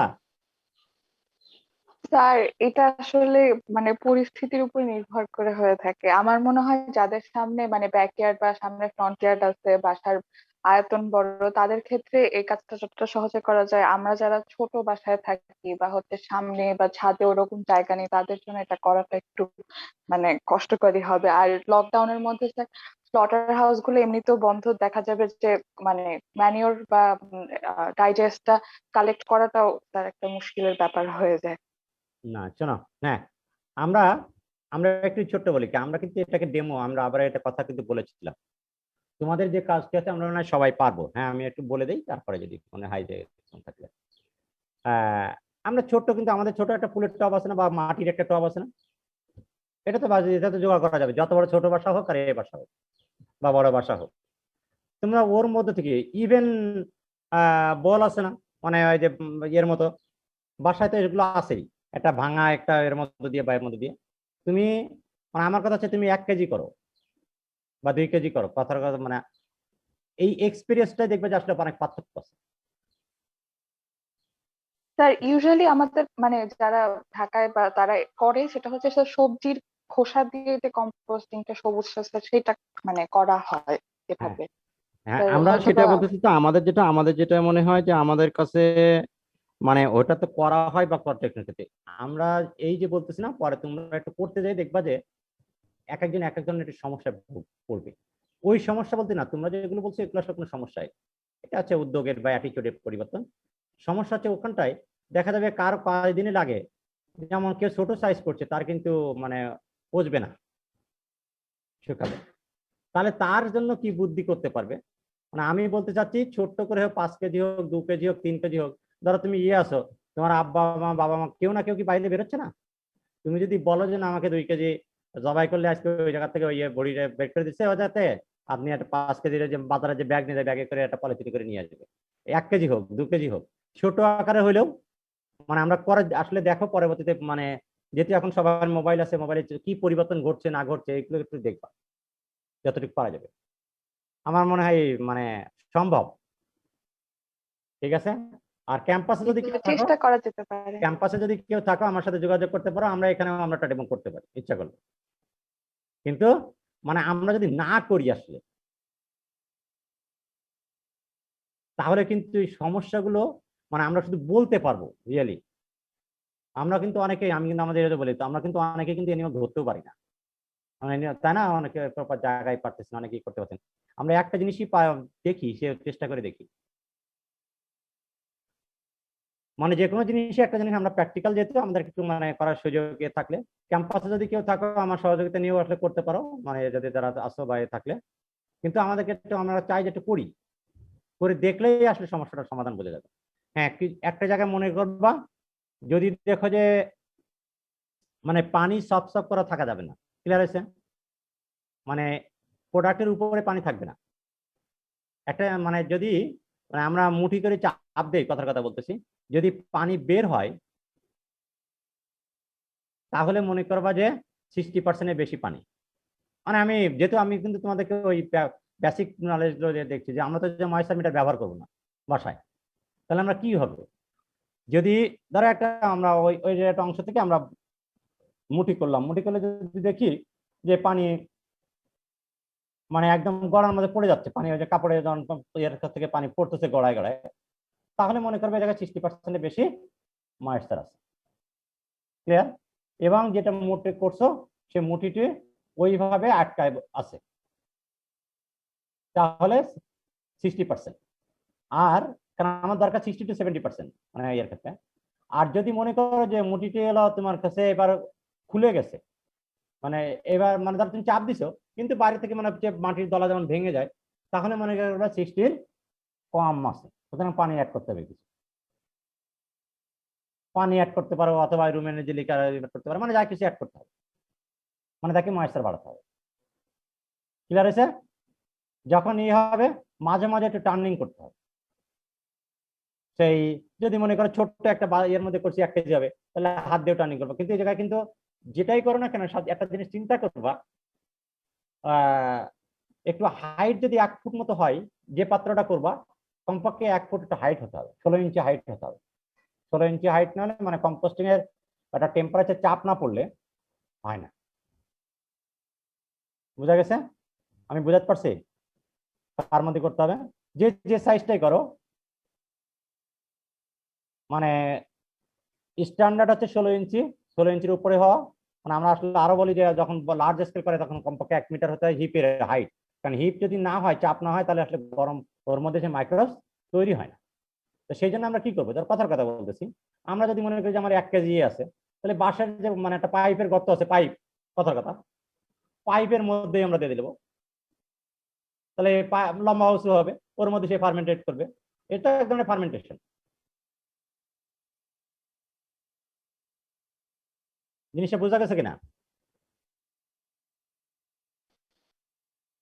মানে ময়েশ্চার একটা ব্যাপার, হিপের একটা হাইটের একটা ব্যাপার আছে, এই দুইটি ব্যাপারটি নজরে রাখবা, তাহলে কম্পোস্ট হবে। স্যার আমি টোটাল যে পাত্রটা নিব সেই পাত্রের হাইটটা 16 ইঞ্চি রাখতে হবে? পাত্রের হাইট 16 ইঞ্চি নয়, মানে তুমি কমপক্ষে ম্যাটেরিয়াল যেটা দিবা জি স্যার 16 ইঞ্চি হতে হবে। স্যার হিপের হাইটটা হচ্ছে 16 ইঞ্চি অ্যাট লিস্ট হিপের হাইট 16 ইঞ্চি হতে, মানে একটু চাপ না দিলে তো ধর তুমি ইয়ে করবা কি, মানে পাতলা জায়গায় কি তুমি চাপ দিয়ে করতে পারবা? তাই না? ব্যাপারটা আছে না, চাপ বলতে মানে হিট হতে হবে না ওর মধ্যে, ফার্মেন্টেশন হতে হবে তো। তা যদি দেখি যে আমি মানে আমার ম্যাটেরিয়ালস কম, তাহলে আমি এটা নিয়ে বলো চিকন লম্বা নেবো। ক্লিয়ার আছে না? জি স্যার। মানে এরকম, মানে আমি বলতে চাচ্ছি, আমি তোমাদেরকে এটা বোঝাতে চাচ্ছি যে আসলে ওইরকম ভাবে না হবে না। দুইটা জিনিস খুবই ইম্পর্টেন্ট। একটা হচ্ছে ময়েশ্চার পার্সেন্টেজ, যদি কম থাকে তাহলে শুকায় যাবে, বেশি যদি থাকে তাহলে ওই ক্ষেত্রে মানে ওটা কম্পোস্ট হবে না, ওই জায়গায় আসলে গরম বাতাস হয়ে যায়, সে একটা গ্যাস প্রডিউস করবে। ক্লিয়ার? সেই জন্য কম্পোস্ট হতে গেলে স্ট্যান্ডার্ড একটা ময়েশ্চার পার্সেন্টেজ থাকতে হবে। তাহলে কম হইলে শুকনো পাতা দিয়ে দেবো, মানে ইয়ে করে দেবো কার্বনের মানে ইয়ে থেকে শুকনো পাতা।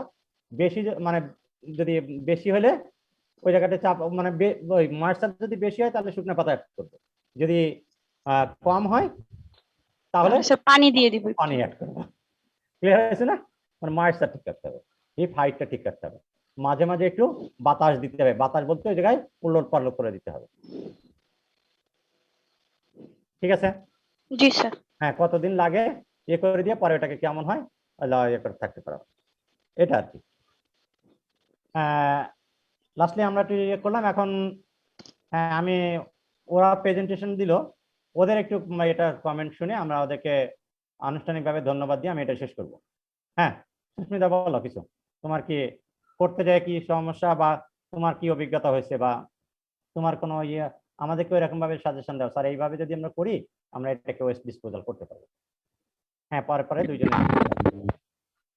স্যার এটা পড়তে গিয়ে অনেক কিছু জানতে পারলাম। প্রথমত ভেবেছিলাম যে রুমিয়ান ডাইজেস্ট আসলে একটা ওয়েস্ট, কোনো কাজে লাগে না, কিন্তু আসলে এটা অনেক সোর্স হিসেবে ব্যবহার করা যায়, যেমন বায়োগ্যাস। তাছাড়া এটা যখন অল্টারনেটিভ সোর্স হিসেবে ব্যবহার করা যায়, যেমন আমরা ফিডে সয়াবিন মিল ব্যবহার করি, যেটা বর্তমানে খুবই দামি বা কস্টলি, এবং সেটা অল্টারনেটিভ সোর্স হিসেবে এটা ট্রাই করে ব্যবহার করা হয়, তখন দেখা যায় যে তার নেগেটিভ ইফেক্ট পড়ে না অ্যানিমেলের উপর।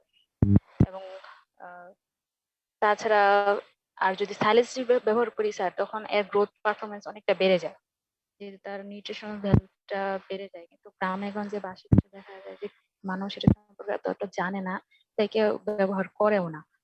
তো আমরা যদি উদ্যোগ নিয়ে একটা শুরু করতে পারি, তারপর যদি দেখাতে পারি যে না আসলে দেখুন যে এটা পজিটিভ ইফেক্ট আছে, তাহলে এটা কাজে দিতে পারে এই রেজিস্টারটা। হ্যাঁ, থ্যাংক ইউ। হ্যাঁ, নিরুপমা বলো দেখি।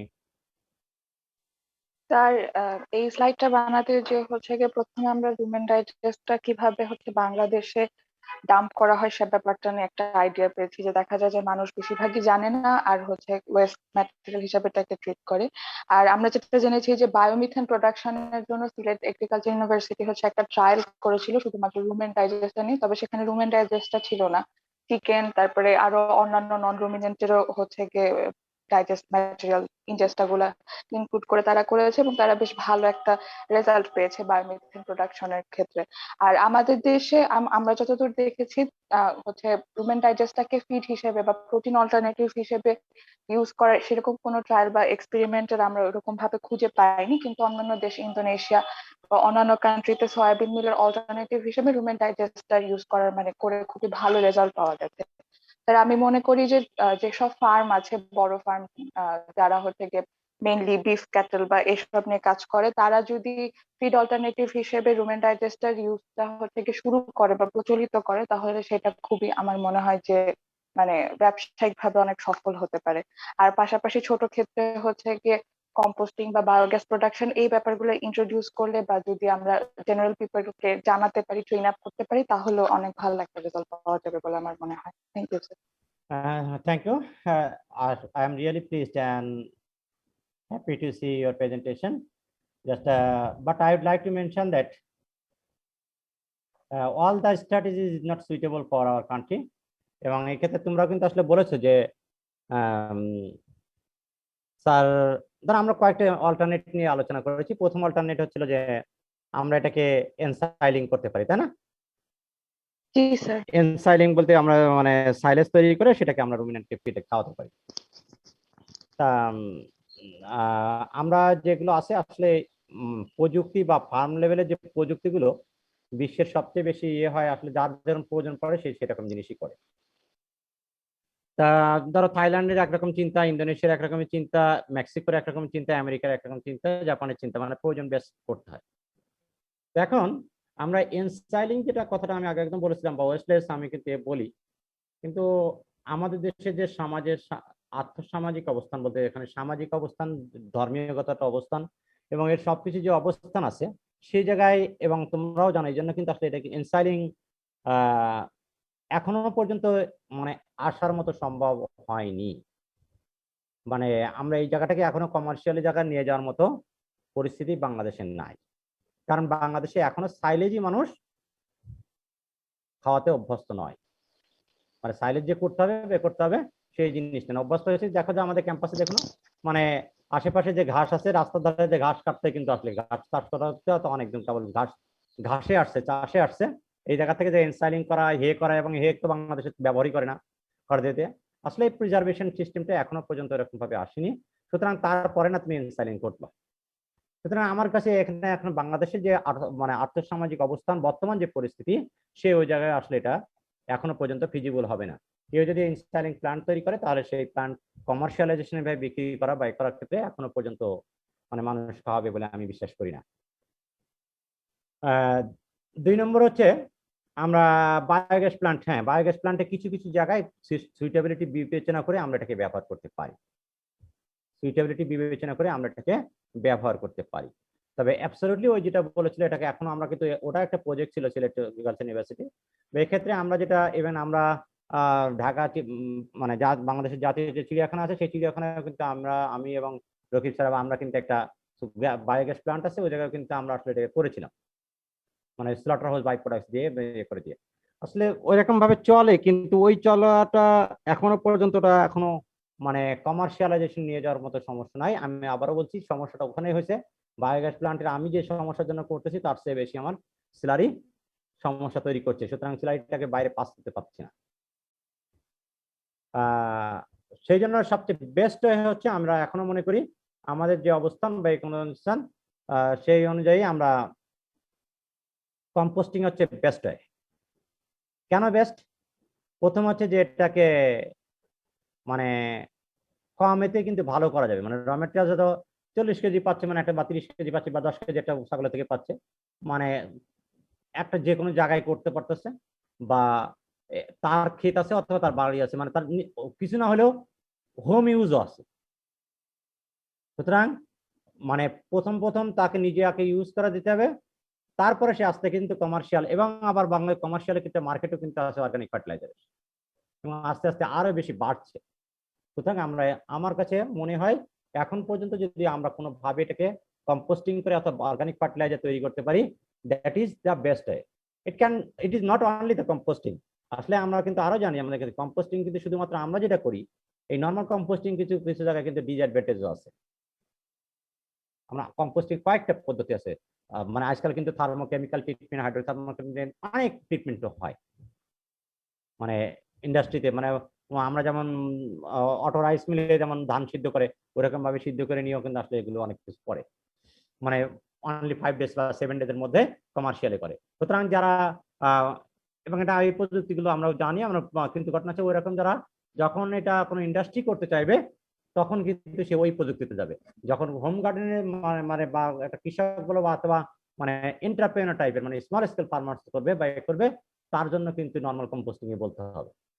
তাহলে আমরা আমার দৃষ্টিকোণ থেকে মনে হয় এবং এখনো বাংলাদেশের আঙ্গিকে, হ্যাঁ আমরা কিন্তু বলতেছি তোমরা, আমরা যখন নেটে থেকে পাইছে যারা হলো মানে বড় বড় জায়গায় বসে রয়েছে তারা কি আসলে এই ইনফরমেশন গুলো জানে না? অবশ্যই জানে, প্রয়োগ করতে চেষ্টা করে, কিন্তু কিছু কিছু জায়গায় বাংলাদেশের আঙ্গিকে সুইটেবিলিটি যেটি সেটা আগে বের করে আনতে হবে। তাহলে প্রথম কিন্তু সমস্যাটা একটা হচ্ছে সচেতনতা। আমরা সবাই কিন্তু বলেছি যে সচেতনতা, 2 নম্বর হচ্ছে জ্ঞানের অভাব, 3 নম্বর হচ্ছে জ্ঞানের সেই প্রয়োগ করার মতো মানে ডেমো মানে তাদেরকে কোনো অ্যাকশন আমাদেরকে নাই। ঠিক কিনা আমার সাথে তিনটা মানে এক কথায় মানে আমরা প্রথম প্রবলেম আইডেন্টিফাই করতে পারছি কিনা? জি স্যার। হ্যাঁ জি স্যার। প্রথম হচ্ছে আমাদেরকে আমরা আসলে সচেতন নই যে এটা পরিবেশের জন্য দুর্গত করছে বা এটা করতে হবে বা করার জন্য তা কিন্তু না, তাই না? সুতরাং সচেতন থাকলে না আমি খুঁজে বের করবো। যদি এখন তোমাদের মানে কথার কথা বলতেছি আমরা এই লকডাউনে আমাকে বাইরে বের হতে হবে, আমার টার্গেট, তাহলে না আমি উপায় খুঁজে বের করি। তো এটা হচ্ছে আগে সচেতন বা টার্গেট থেকে আমরা সচেতন নই যে আমরা এটা পরিবেশকে প্রদূষণ করছে, অথবা আমরা এটাকে একটা বড় কাজে ব্যবহার করতে পারি। এই সচেতনতা নয়। 2 নম্বর হচ্ছে সচেতনতা আমরা কিন্তু অনেকেই আছি, বা আমরা তোমরাও কিন্তু আসলে আমি আবারও বলেছিলাম, আমরা কিন্তু এটা হয়তো বলতেছি কিন্তু মুখে কিন্তু করতে, তাহলে ওই জ্ঞানের অভাবটা কিন্তু আছে, কারণ এটা কিন্তু সায়েন্স। কিন্তু যে করতে যাচ্ছে বা কিছু সে কিন্তু নন সায়েন্স পিপল, সায়েন্সটিকে ওখানে ঢোকাতে হবে। এই ঢুকানোর জানটা মানে তাহলে ঢুকাবে কিভাবে, যে জানে সে যারা করবে বা অথবা ডিসিশন মেকার আছে তাদের সাথে কমিউনিকেশন করছে না বা করতেছে না, করতে পারতেছে না বা কোনো এক জায়গাটা, তাহলে নলেজের এখানে একটা ব্যারিয়ার আছে।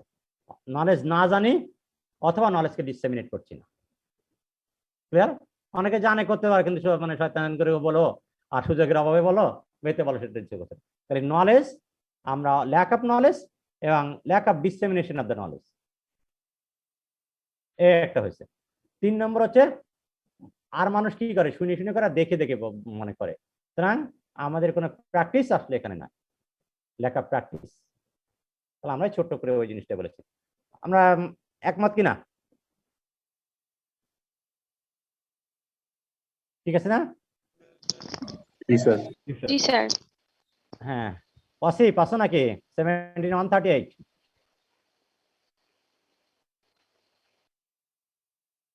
অসিফ 17138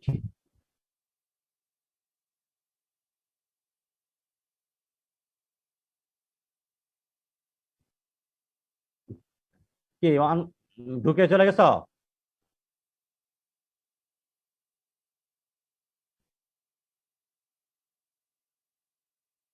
আশিক রায়হান 18-10। জি স্যার। আমরা যে ক্লাসটি করলাম আসলে কি শিখলা বলো? স্যার আমরা আমাদের অনেক কিছু আছে যেগুলো আমরা ব্যবহার করতে পারি না, সেগুলো কিভাবে ব্যবহার করতে পারি, আমরা তো অনেক কিছু ব্যবহার নিয়ে আলোচনা করি নাই, আজকে তো একদম স্পেসিফিক আলোচনা করি। হ্যাঁ, আমি আবারও বারবার বলি, টার্গেটের জায়গায় ঠিক জায়গায় নক করবা। এইচটিস ইন টাইম সেভ টাইম। আমরা আজকে যে আলোচনা করেছি তার থেকে কি শিখছো? আজকে থেকে আমরা শিখলাম যে রোমান ডাইজেস্টটা যেটা আছে সেটা কিভাবে কাজে লাগাতে পারি। যেমন আমরা বায়োগ্যাস করতে পারি, অথবা এটা এখন আমাদের জন্য আবার ফার্টিলাইজার, কম্পোস্টিং করতে পারি, এটা আমাদের জন্য সহজ এখন।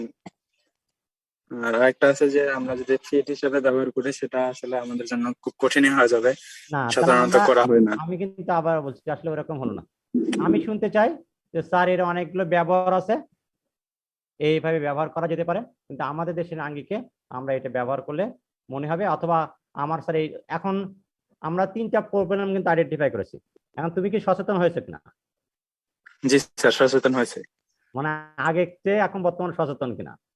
আমরা যে প্রবলেম যেটা করছি, আমরা লোককে বোঝানোর আগে তো আমরা নিজেরাই মানে ইয়ে করতাম। তোমার নলেজ, তোমার কাছে কোনটা মনে হয়েছে? তোমার নলেজ কি আগে মানে এইভাবে নলেজ ছিল না নলেজ ইমপ্রুভমেন্ট হয়েছে কিনা আজকে ক্লাসের পরে? তোমার নলেজ আগে এইভাবে নলেজ ছিল না, এখন অনেক ইমপ্রুভমেন্ট হয়েছে। হ্যাঁ, তার নলেজ ইমপ্রুভমেন্ট করছি।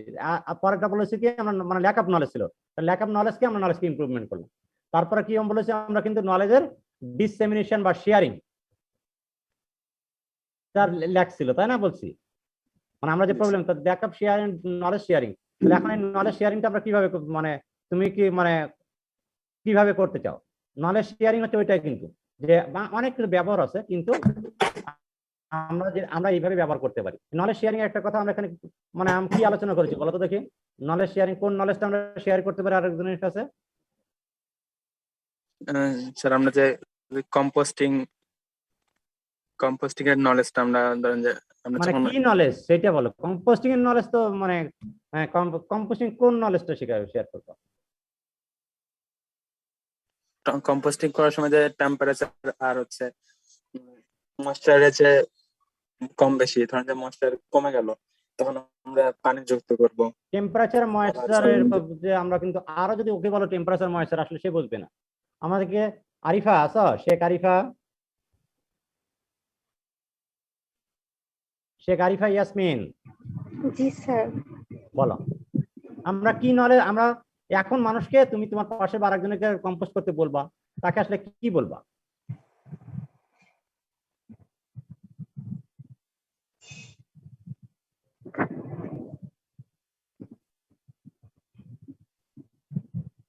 কি নলেজটাকে শেয়ার করবা, মানে আমি সেটাই বলছি, আমরা কোন নলেজটাকে শেয়ার করতে চাই? স্যার প্র্যাকটিক্যাল যে আমাদের নলেজটা আছে সেটা। ওই প্র্যাকটিক্যাল নলেজ না, তুমি স্পেসিফিক করে বলো। ওই প্র্যাকটিক্যাল নলেজ বলে ইয়ে নেই। আমরা কিভাবে শেয়ার করবো, কি আমাকে একটু বলতে পারবা, সুন্দর করে বলো। মানে একটা মানুষের কাছে যাবা, তোমার কাছে তার কাছে তুমি কি যাই কি আলোচনা করবো, কি আলোচনা করলে আসলে মানে এই কম্পোস্টিং এর সম্পর্কে, রুমেন ডাইজেস্টার যে কম্পোস্টিং আমরা অথবা যে কোনো কম্পোস্টিং সম্পর্কে তুমি কি আলোচনা করবে? স্যার আমার প্র্যাকটিক্যাল এক্সপেরিয়েন্সটা শেয়ার করব। আচ্ছা, এবং তাকে সেই ডেমোটা শেয়ার করো।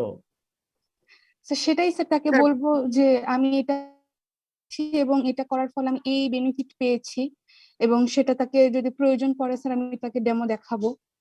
না, আমরা প্রথমে ধরো আলোচনা করতেছি, তুমি তো বান্ধবীর সাথে আলোচনা করতেছো কথার কথা। স্যার বলবো, ঢাকা ভার্সিটির একটা বান্ধবী আছে, তাই না? ভাইয়ের সাথে বান্ধবী আছে, যে দেখ আজকে এই ক্লাসটা করছি, আজ আমি এই তাহলে এরকম করা যায়, কথার কথা বলতেছি। হ্যাঁ, এটা না কথার কথা না, এটাই কিন্তু আসলে পড়া। হ্যাঁ, প্রকৃতি রয়েছিল, এখন কে বলতে চাইছো বলো। স্যার বলবো যে স্যার আমার কম্পোস্টিং করার সময় পানির পরিমাণ কম বেশি হওয়াটা একটা ইম্পর্টেন্ট বিষয়। এখন কিভাবে বুঝবো যে আমার পানিটা কম হয়েছে কিংবা বেশি হয়েছে?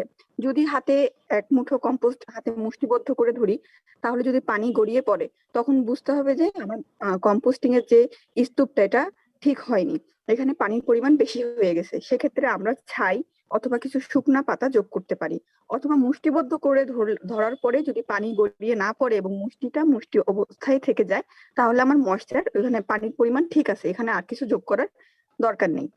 আবার আমার কম্পোস্টিং করার সময় স্তূপের যে উচ্চতা, এটাও একটা গুরুত্বপূর্ণ বিষয়। যদি উচ্চতাটা সাধারণত 16 ইঞ্চি হচ্ছে একটা স্ট্যান্ডার্ড, কমপক্ষে 1 ফুট হতে হবে। সেক্ষেত্রে আমার যদি কম পরিমাণ ম্যাটেরিয়াল হয়, তাহলে আমরা চেষ্টা করব এমন একটা মানে উচ্চতা মেনটেন করতে, মানে কম জায়গার মধ্যে যেন উচ্চতাটা ঠিক থাকে।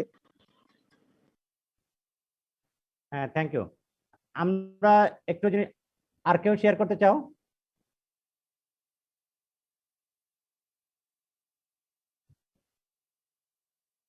আইভি বলতে পারবা? ধরো তুমি তার সাথে কি বলবো আর কথা। 39 এর আইভি। জি স্যার। বলো দেখি স্যার, মানে এনিমেলের ওয়েস্টটা যে আমরা এত বেনিফিশিয়াল ভাবে ইউজ করতে পারি, সেই জিনিসটাই আমি আরেকজনকে শেয়ার করব। সেটা হচ্ছে এটা দিয়ে কম্পোস্টিং করলে সেটা মাটির উর্বরতা কিভাবে বৃদ্ধি করে, এবং সেটা আমরা কিভাবে গার্ডেন সয়েলে ইউজ করতে পারি, এবং ভালো ফলন পাওয়া যায়, সেটাই আর কি শেয়ার করব। মানে ওই ভালো ফলন বা যাই হোক, আমরা একটা কাজ মানে আমি একটু শেয়ার করি যে আমরা যদি এরকম ভাবে বলি, ধরো যে যে আমার কিন্তু বলছিল যে ধরো ঢাকায় যে আছে বা অন্য জায়গায়, মানে যে বাসা বাড়িতে আসলে ঢাকা বলতে না, মানে ফ্ল্যাট বাসায় বা যে বাসাগুলো আছে ঢাকায় অনেক জায়গায় আছে, সুযোগ আছে আমরা করার। কিন্তু আমরা যদি বলি যে দেখেন আমরা তো এটাকে ব্যবহার করি, তা আমাদের অনেক জায়গায় মানে আমার প্রথমে আগে তার ব্যবহারটার কথা বলি। যখন আমরা তো বাগান লাগাই বা করি, তা চাচা বলে বা মা বোন অত বান্ধবী বলো যারে বলো যে না তাহলে আমরা এই বাগানের যে সব সারটুকু দরকার হবে অথবা যে মাটি দরকার হয়, বাংলাদেশে কিন্তু ওই জায়গায় কিন্তু ইয়ে হয়, তা আমরা কিনে নিয়ে এসে আমরা বাড়িতে বানাতে পারি, তাই না? তাহলে প্রথমে তার মাথার মধ্যে আমাকে নক করতে হবে, এরকম ভাবে ঢুকাতে হবে যে আমরা এইসব করে দেখ বাসায় যে বা আমরা বারান্দায় বা এতে যে আমরা বাগানের ইয়ে ঢুকাই, গাছ লাগাই, তো টবে কিন্তু যে যে মাটিটুকু লাগে সেই মাটিটুকু কিন্তু আমরা বানাই ফেলতে পারি। ফার্স্ট হলো যে গার্ডেনের কথা, যে হলো যার বাড়ি গরু আছে, মানে তার খেতে হলো নাইট্রোজেন দেয় বা মানে সার দেয়, তাছাড়া এইটাতে আপনি এইভাবে একটু করেন। আমরা কিন্তু গোবর যেভাবে স্তূপ রাখি সেটা কিন্তু আসলে কম্পোস্টিং নয়, মানে ওটাও আমরা আরেকজন এতে পড়াইছি, মানে গোবরে মানে ওটাও কিন্তু কম্পোস্ট হয় না আসলে। আমরা কিন্তু ওই যে নলেজটুকু দেই না বলি কম্পোস্ট হয় না, কারণ আমরা কি এক জায়গায় ঝুড়ি করে রেখে দেয় বাই করে দেয়। তাহলে আমরা এখন এটা বলতে চাচ্ছি যে ওইরকম ভাবে, তাহলে তখন সে বলবে যে কিভাবে আমরা করবো, তাই না? তখন সে কিন্তু সেই বলবে যে না ঠিক আছে, ধরুন যে তাহলে আমরা এই মাটি গোবরের ইয়েটা আমরা কিভাবে করবো। তখন আমরা বলতে পারি দেখ আমরা যেসব ফেলে দেই, কারণ কম্পোস্ট করতে গেলে আসলে লাগে হচ্ছে মানে অ্যানিম্যালের কিন্তু মানে ইয়ে লাগে কিছু, যেমন গোবর আছে, ধরো আনডাইজেস্টেড ফিড পার্টিকেলস আছে, মানে তখন তাকে আমরা এটা বলবো, ওটা প্রথম আমাকে টার্গেট না, মানে এইসব দিয়েই করতে হয়, কারণ ও কিন্তু জানে গোবরটা দিয়ে করে কম্পোস্ট, গোবর দিয়ে কম্পোস্ট করে, এটাও কিন্তু আসলে গোবরই। আমরা কিছু ডাইজেস্টিভ পার্টিকেলস এর মধ্যে আছে না, কিছু আনডাইজেস্টেড আছে, কিছু ডাইজেস্টেড, এবং ওই জায়গায় যদি কিছু দরকার আমরা গোবর দিব, ওই জায়গায় কিন্তু কিছু গোবরও দেওয়া লাগতে পারে, দিলেও ভালো। তাই কথা এখন যেটা হচ্ছে, তাহলে আমরা তো করতে পারি, তখন আমরা বলবো যে না এটাতে, এবং করার সময় যে এটা করতে গেলে আসলে কম্পোস্টিং একটা কিন্তু ইয়ে আছে, তা তুই যদি তোর সুযোগ থাকে তুই কম্পোস্টিং গুগলে ঢোক, মানে যার সুযোগ আছে সে গুগলে ঢুকবে, তখন তার একটা ইন্টারেস্ট হবে যে কম্পোস্টিং কি আছে, তখন কিন্তু তুমি বুঝবা যে না এই যে কম্পোস্টিং কিন্তু একটা সায়েন্স, তখন কিন্তু বলবে যে না তাহলে এর মধ্যে ওই যে কম্পোস্টিং যখনই ঢুকবে তখন কিন্তু যা লেখা আছে যে temperature, moisture, carbon nitrogen ratio সবকিছু তখন বলবে, তখন কিন্তু যে মানে কোন ভাবে করতে গেলে এটা মেনটেন হবে, তখন সে তোমাকেও জিজ্ঞেস করতে পারে, অর্থাৎ তখন তুমি তাকে বলতে হবে যে না আসলে এই জিনিসটা কিন্তু এরকম ভাবে কিছুটা করতে হয়, অর্থাৎ তার জানার আগ্রহটা তৈরি করে ফেলতে হবে। হ্যাঁ, তো এইরকম ভাবে আস্তে করে পরবর্তীতে যেটা করবো সেটা কিন্তু খুব খুব ভালো সার হবে বা ইয়ে হবে, এটা অন্য তুলনায়। এরকম ভাবে আমরা আস্তে আস্তে করে শেয়ার করবো, আমরা সচেতনতা তৈরি করবো, আর আমার নলেজ হচ্ছে ওই জায়গাটাই শেয়ার করবো। তবে আমি কিন্তু একটা জায়গায় পিওর ইয়ে করে নাই, আমরা কিন্তু আরো একটা জায়গায় বলেছিলাম কিন্তু যে হিপের হাইটটা বা কন্ডিশনটা কিন্তু বিভিন্ন প্রকারের হয়। হিপ করা হাইট করার একটা উদ্দেশ্য হচ্ছে যে ওর মধ্যে ময়েশ্চার পার্সেন্টেজ মানে টেম্পারেচারটাকে বাড়ানো, ঠিক আছে না, কারণ একটা ডাইজেস্টিভ করতে হবে। যেমন আমরা এমনি ক্ষেত্রে 3 ফুট 4 ফুটও কিন্তু হবে, তোমরা কিন্তু 1 ফুট বা 16 ইঞ্চি আমরা যেটা বলতেছি, আমরা কিন্তু এটাকে মিনিমাম বলেছি, ক্লিয়ার হয়েছে? তখন কিন্তু মানুষ ওইটা তোমরা কিন্তু একটা জায়গায় মানে এই জায়গায় আমার একটা কোনো কনফিউশন হয়েছে যে 16 ইঞ্চি আসলে মানে এই জায়গায় মিনিমাম না হলে আসলে হিটই হয় না। সুতরাং আমরা যদি ওই যে ওই জন্য বলতেছি, ধরো কৃষক বাড়িতে অনেক সময় গোবর রাখে দেয় বা করে দেয়, তাহলে কিন্তু সে ওইরকম ভাবে একটার পরে আজকে যেমন গোবর রাখতেছে এক ঝুড়ি, কালকে যে কিন্তু আবার দিচ্ছে, কালকে যা আর একবার দিচ্ছে, মানে প্রতিদিন তা হচ্ছে তাই কিন্তু দিচ্ছে, এবং একটা বড় জায়গায় রেখে দিচ্ছে, সে কিন্তু একবারও টার্নিং করে না, দেখবো যে কাঁচা গোবর শুকনা গোবর সবই কিন্তু হয়ে গেছে, পরে চৈত্র মাস আসলে কেটে নিয়ে যায় শুকনা গোবরই মাঠে কিন্তু দিচ্ছে, আসলে তখন হলো নাইট্রোজেনের চেয়ে এয়ারের পরিমাণ বেশি হয়। তাহলে আমরা ওইটাই বলতে হবে যে তুই এটা যে বানাতে গেলে আপনার কিন্তু একবার মানে সপ্তাহে একবার হোক বা এতে হোক উল্টাই দিতে হবে, কিন্তু মানে ও তার বাতাস বলার কোনো দরকার নেই, ওই বলবে মানে ইয়ারেশন করতে হবে। এইরকম এই নলেজ গুলো আমাদেরকে আস্তে আস্তে শিখাতে হবে, ঢুকতে হবে। ক্লিয়ার আছে? হ্যাঁ, আমরা নেক্সট ক্লাসে আমরা একটা ইয়ে করতে চাই, অ্যানিমেলের ডিসপোজাল অফ ডেড অ্যানিমালস। কে করবা বলো দেখি, প্রেজেন্ট করবা ডিসপোজাল অফ ডেড অ্যানিমালস, দুইজন দায়িত্ব নাও, আমরা নেক্সট ক্লাসে ওইটা নিয়ে আলোচনা করব। আমরা কিন্তু এই জায়গায় তোমরা অনেকে বলতে পারো কম্পোস্টিং বা ইয়ে পড়াই, আমি কিন্তু ওয়েস্ট ম্যানেজমেন্ট পড়াই না, আমি কিন্তু কম্পোস্টিং পড়ানোর জন্য আমি এখানে কিন্তু না। আমাদের আজকের ক্লাসে লক্ষ্য হচ্ছে ছিল যে বাই প্রোডাক্টস এর ওয়েস্ট গুলোকে আমরা ব্যবহার করা, অবশ্যই ওয়েস্টটাকে রিসোর্সে পরিণত করতে হবে। ক্লিয়ার আছে? ওয়েস্টটাকে রিসোর্সে পরিণত করতে হবে, মেথড ভিন্ন ভিন্ন হতে পারে, একটা জায়গায় একটা করবো, এবং আমরা সবাই মিলে একটা ছোট্ট আকারে তোমাদের বুদ্ধিতে করে করবা, এবং ডেট লিখে রাখবা, কি পরিবর্তন ঘটছে মাঝে মাঝে ছবি তুলে রাখবা, দেখে আমরা শেয়ার করবো ওই সময়।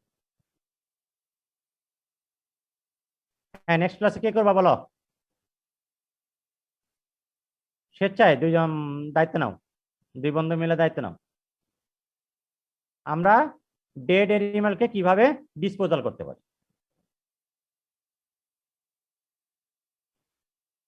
স্যার আমাদের কমপ্লিট ফ্লোটার প্রসেসের উপর একটা প্রেজেন্টেশন ছিল, সেটা আপনি আপনি আপনি রিপ্রেজেন্টেটিভদের দিয়েছিলেন স্যার। হ্যাঁ, আমার মনে আছে, এটা মনে আছে। আমরা এটা একটু শুনি, তার মানে আগামী ক্লাসের একটা ইয়ে দিই, মানে এইটুকু আমাদের মানে কোর্স কমপ্লিট করে দিব আমরা, মানে এই কাজটি আমাদেরকে বাকি আছে আসলে। তোমাদের এটা পরে আমি শেয়ার করবো আর কি, বুঝতে পারছো? আমি একটা শেয়ার করবো, তোমরা মানে কিন্তু তোমাদেরকে কিছু নিয়ে আসতে হয়, নাহলে আমরা কিন্তু ঠিক করতে পারি না। এবং এটা করতে করতে আসলে শিখে। ওরা দুজন যে প্রেজেন্টেশন দিচ্ছেন না, ওটা বললাম না, তোমরা অনেকের তুলনায় আমরা কিন্তু আসলে অনেক আগে গেছে। আমি ওদেরকে পার্সোনালি চিনি, আমার সাথে আগে ফার্স্ট ইয়ারে কাজ করছিল খানিকটা, কিন্তু কিন্তু ঘটনা হচ্ছে যে আসলে এই স্মার্ট এটা কিন্তু সারা জীবনটা আগানো, এবং কিছু ক্ষেত্রে কিন্তু আগানোই তারা, দেখবা। এই জন্য আগানোর চেষ্টা করতে হয়। হ্যাঁ, কে দায়িত্ব নিবা বলো? এবং আমি মনে হচ্ছে যে আমরা ব্যর্থ হচ্ছি বারবার করে, যে তোমাদের কিন্তু আমরা মোটিভেট করতে হবে প্রেজেন্টেশন দিতে। হ্যাঁ, Assalamu alaikum. Good morning, everyone. I'm going to start by thanking with Professor Dr. Ehsan Kabir sir for allowing the representative for the reviewing of the last 3 classes we have attended on animal byproducts and waste management. There, we managed to learn about the slaughtering process of animal, what most of us observed in the Eid a few days back.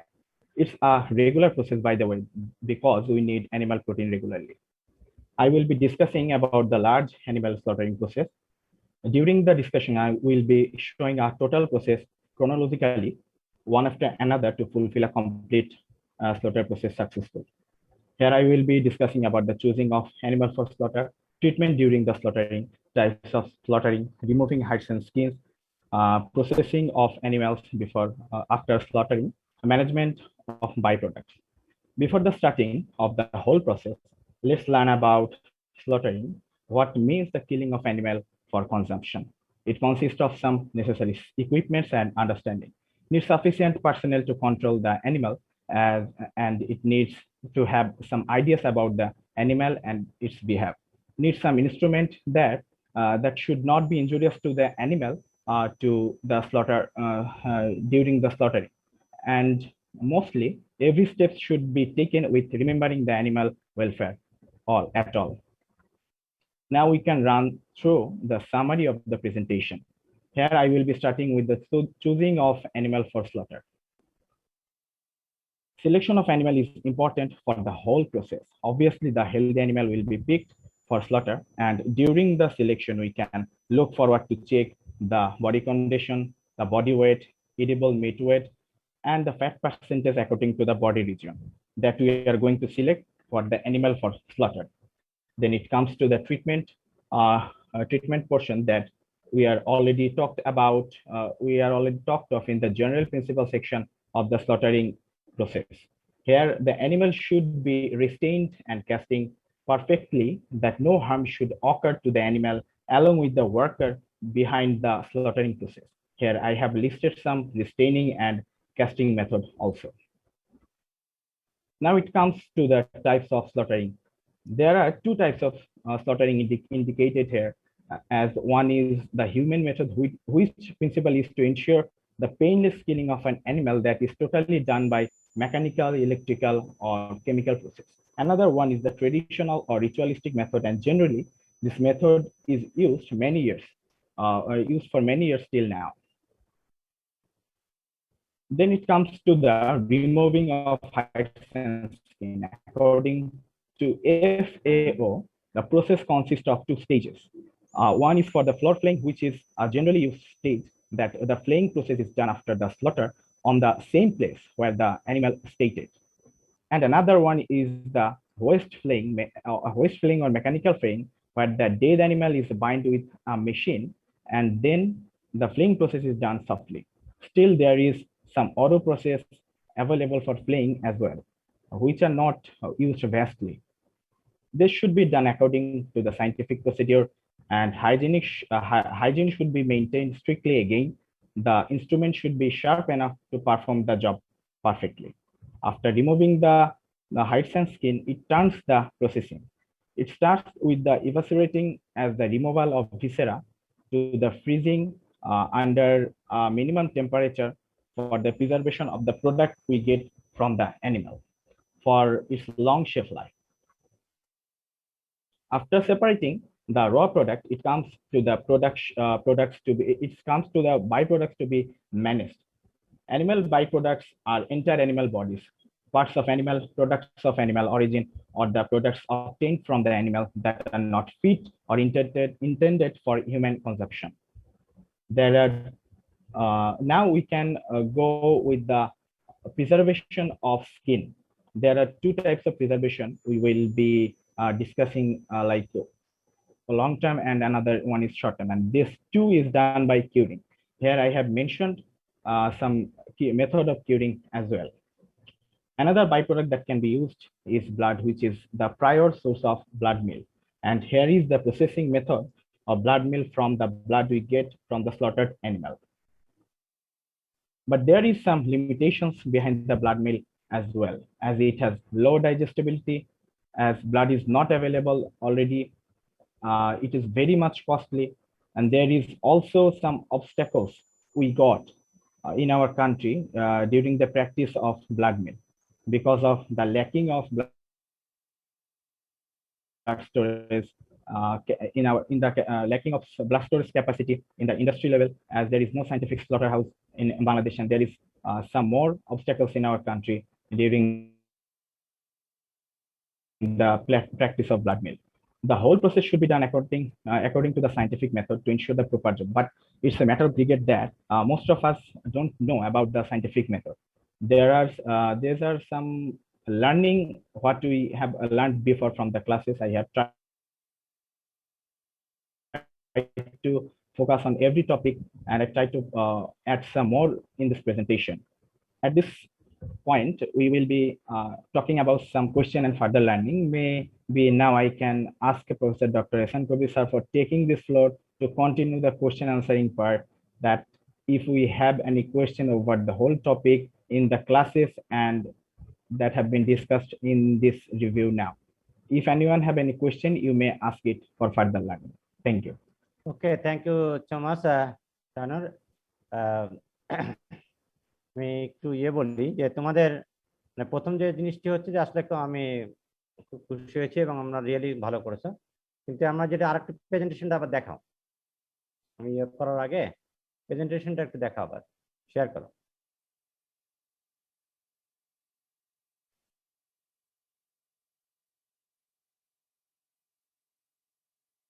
এটা না, ওটা না, পরে যাও, আর পরে যাও, হ্যাঁ এটা থাকো। শোনো, আমরা মানে ওদেরকে দেওয়ার মূল উদ্দেশ্য হচ্ছে যে আমরা কিন্তু আমাদেরকে দিন শেষে কিন্তু আমরা ওটাও বলেছি যে আমাদের কিন্তু সার্টিফিকেটের দরকার হয় বা নলেজ শেয়ারিং করার দরকার হয়। আমরা মানে তার টোটাল এই পড়াটা পড়েছি আর কি, আমরা কমপ্লিট স্লটার প্রসেস এখানে আসলে পড়ি নাই, আমরা মানে অ্যানুয়াল বাই প্রোডাক্ট বা এর ক্ষেত্রে পড়ছি। আমরা এখন আমরা তোমরা যে খাতা লেখো বা একটা লেখো, তার ক্ষেত্রে কিন্তু কিছু কিন্তু টাইটেল দেওয়া লাগে, তাই না? টপিকস বা টাইটেল করা লাগে। তাহলে আমরা ফার্স্ট একটা দিয়েছে যে choosing of animal for slaughter, এটা একটু আমরা মডিফিকেশন করি মানে সেন্টেন্স এর জন্য, কারণ যেটা আমাদেরকে করতে হবে। আসলে choosing of animal for slaughter কে কথা বলা, টাইটেল লেখা কিন্তু একটা পার্থক্য আছে আমরা যখন পড়াই। মানে আমরা এখানে বোঝানোর চেষ্টা করেছি যে আমাদেরকে যখন স্লটার হাউসে যেতে হয় অবশ্যই অ্যানিমালটাকে স্লটার্ড অ্যানিমাল হতে হবে, মানে আইডিয়াল হতে হবে। আসলে আমরা এটাকে অনেক কথায় ইন্টারন্যাশনালি যেটাকে বলা হয় মার্কেট অ্যানিমাল, মানে মার্কেট অ্যানিমাল, অর্থাৎ দ্যাট মিনস এই অ্যানিমালটা এখন মার্কেটে যাওয়ার জন্য উপযুক্ত, মার্কেট অ্যানিমালস বলে। তাহলে আসলে আমরা এখানে কি বলেছি, এটা চুজ করাটা ঠিক আছে, টাইটেলটা কি টপিকসটা কি ঠিক থাকবে? সেক্ষেত্রে তাহলে মার্কেট অ্যানিমালটা এখানে সিলেকশন অফ মার্কেট অ্যানিমাল ওরকম হতে পারে। আমরা আরো যদি একটু সুন্দর করে বলি যে আমরা এখানে তো সিলেকশন ভাবে করে নিয়ে আসছি, আমরা সিলেকশন আবার ধরো টার্ম আছে, আমরা যদি এরকম ভাবে বলি যে ideal characteristics of an slaughter animal, of A স্লটার্ড animal বা মার্কেট রেডি অ্যানিমাল, তাই না? স্লটার্ড অ্যানিমাল হতে পারে। তাহলে আমরা ক্যারেক্টারিস্টিক্স যে কোন কোন বডি কোন কোন ক্যারেক্টারিস্টিক্স থাকলে সেই অ্যানিমালকে আমরা বুঝবো এখন সেটাকে স্লটারের উপযুক্ত। তাই হলে ভালো হতো না? আমরা কিন্তু এটাকে যদি তুমি আবার পরেরটা দেখাও, আমরা কিন্তু দেখাইছি, কিন্তু পরেরটা যাও, মানে এটাকে যে তুমি হাইলাইট করে বলছো যে আসলে চুজিং অফ অ্যানিমালের মধ্যে কি আছে। হ্যাঁ, এই দেখার মধ্যে যখন সে বলছে choosing of animal for slaughter, আসলে there should be some conditions to choose an animal for slaughter, মানে বডি কন্ডিশন। আসলে সে বডি কন্ডিশন বলতে আসলে এই অ্যানিমালটা কি মানে স্লটারের উপযুক্ত কিনা, মানে আসলে ক্যারেক্টারিস্টিক্স কিন্তু যে ফিজিক্যাল, আমরা কিন্তু বলি না মানে পোস্টমর্টেম ইন্সপেকশন আর প্রিমর্টেম ইন্সপেকশন, একটা কথার নাম শুনছো? পোস্টমর্টেম ইন্সপেকশন আর প্রিমর্টেম ইন্সপেকশন, অর্থাৎ জি স্যার। জবাই করার আগে অবশ্যই অ্যানিমালটাকে, প্রত্যেক দেশের কিন্তু নিয়ম আছে, এটাই কিন্তু নিয়ম, গুড হাইজেনিক প্র্যাকটিস। তার মানে হচ্ছে যে সেই অ্যানিমালটা সুস্থ আছে কিনা, সেই অ্যানিমালটা জবাইয়ের মধ্যে বয়স হয়েছে কিনা, এটা কিন্তু বডি কন্ডিশন স্কোর নট, এটা বডি কন্ডিশন কিন্তু বোঝানো হয়েছে। মানে আমি এটা, তাহলে এটা কি কি কি থাকবে দেখো। তাই অ্যানিমালটা প্রথম হচ্ছে অ্যানিমালটা জবাই করা দিয়ে কিনা, কারণ প্রত্যেক অ্যানিমালটা জবাই করে মাংস যে দেশে না খায় সেই দেশে সেই অংশ তো হবে না। আমাদের দেশে যদি পিগ স্লটার করি, কথার কথা বলতেছি, হবে? মানে তার তো মার্কেটিং, আবার ইউরোপিয়ান কান্ট্রিতে যদি আমরা বলি তাহলে তাদের মতো এক এক রকম পথ বলবে, কারণ পিগকে যদি আমি স্লটার বলে হালাল মেথডে স্লটার করতে চাই, কারণ মুসলিমরা তো খাচ্ছে না, সুতরাং তাকে তো হালাল মেথডে স্লটার করা যাবে না। এই ওরম তোমরা কি দেখছিলে না, মানে সুস্মিতা, তোমাদের কি নিয়ে গেছিলাম নাকি একসময় পিগের ইয়ে করতে, দেখছো? না স্যার। তারা গেছিল মনে হয়, মানে আমাদের যে আসলে তারা কিন্তু কি করে, একটা ধরো বুকে লিভারে মানে হার্টের পরে ইয়ে মারে, ওই চিকন ছুরির মতো স্টম, আমরা যে আর্চারি খেলি না, মানে ওই যে তীর ধনুকের মতো, ওটা মেরে দিয়ে একেবারে হাড়টাকে ফুটা করে দেয়। দিলে যখন ব্লিডিং হয় তখন ওইটাকে ভিতর থেকে কিন্তু তারা পরে ওটা পড়ে যায়, পড়ে গেলে পরে কিন্তু চামড়া ওইভাবে ছিলা যায় না, চামড়াকে কিন্তু তখন আগুন দিয়ে পুড়াতে হয়। তাহলে সব অ্যানিমেল কিন্তু আসলে ওই জায়গায় যোগানো, তাহলে আমি ওইটাই বোঝানোর চেষ্টা করেছি যে এই জায়গায় বডি কন্ডিশন, প্রথমে তাহলে অ্যানিমেল মানে কোন অ্যানিমেল জবাই করব সেই অ্যানিমেলটা কেমন হতে হবে, তার বয়স কত হতে হবে, তার ফিজিক্যাল কন্ডিশন কেমন হতে হবে, সে তাকে রোগমুক্ত হতে হবে, সেই জিনিসটাকে আসলে বোঝানো হয়েছে। Estimation of body weight, body weight বলতে এখানে রয়েছে যে এজ এবং ওয়েট একটা সম্পর্ক আছে, তার মার্কেট এজ মার্কেটিং ওয়েট, সেই জন্য আমরা এই জায়গায় বোঝানোর জন্য বলেছি।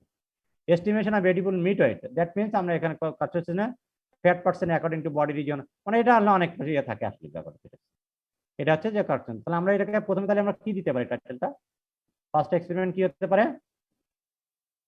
Characteristics of an ideal স্লটার্ড animal, তাই না নাকি? বা মানে এই জায়গায় আমরা ইয়ে করতে পারি steps in selection of animal for slaughter, তা হতে পারে ডিফারেন্ট স্টেপস, মানে আমরা কি কি কাজগুলো ধাপে ধাপে করব। জি স্যার। আমি বোঝাতে পারছি কিনা? জি স্যার। ফার্স্টে মানে প্রথমে আমরা অ্যানিমালটাকে, আমরা কিন্তু সেটাই পড়ছি, আমরা কিন্তু এই যে কোর্সটা পড়বো আমার কিন্তু এক মতন জানতে হবে। তো প্রথমে আমরা যেটা বলতেছি, আমরা একটা অ্যানিমাল তাহলে আমরা যেটা জবাই করবে সেই অ্যানিমাল সম্পর্কে আমাদের স্পষ্ট ধারণা হতে পারে। অ্যানিমালটা যেমন সুস্থ হতে হবে, অ্যানিমালটার সঠিক বয়স হতে হবে, যেমন আমরা বলি যে 2 বছর বয়স হতে, মানে আমাদের কারো যদি ধারণা থেকে থাকে স্লটার হাউসে যে দেখবা যে ইমম্যাচিউর মানে ফিমেল গোট অথবা এগুলো আসলে জবাই করতেছে অথবা দাঁত ধানে এরকম কিন্তু অনেক জবাই করতেছে, সেগুলো তো তাহলে প্রপার হতে হলো না। যেমন আমরা যদি আর্লি যদি ব্রয়লার বিক্রি করে দিই তাও আসলে হলো না। এরকম আমরা আসলে সেই জিনিসগুলো আমরাকে কোন সময় জবাই করলে ভালো হবে সেই স্ট্যান্ডার্ডটাকে আমাদেরকে সায়েন্টিস্ট হিসাবে আমরা এক গ্রাজুয়েট হিসাবে আমাদেরকে জানতে হবে।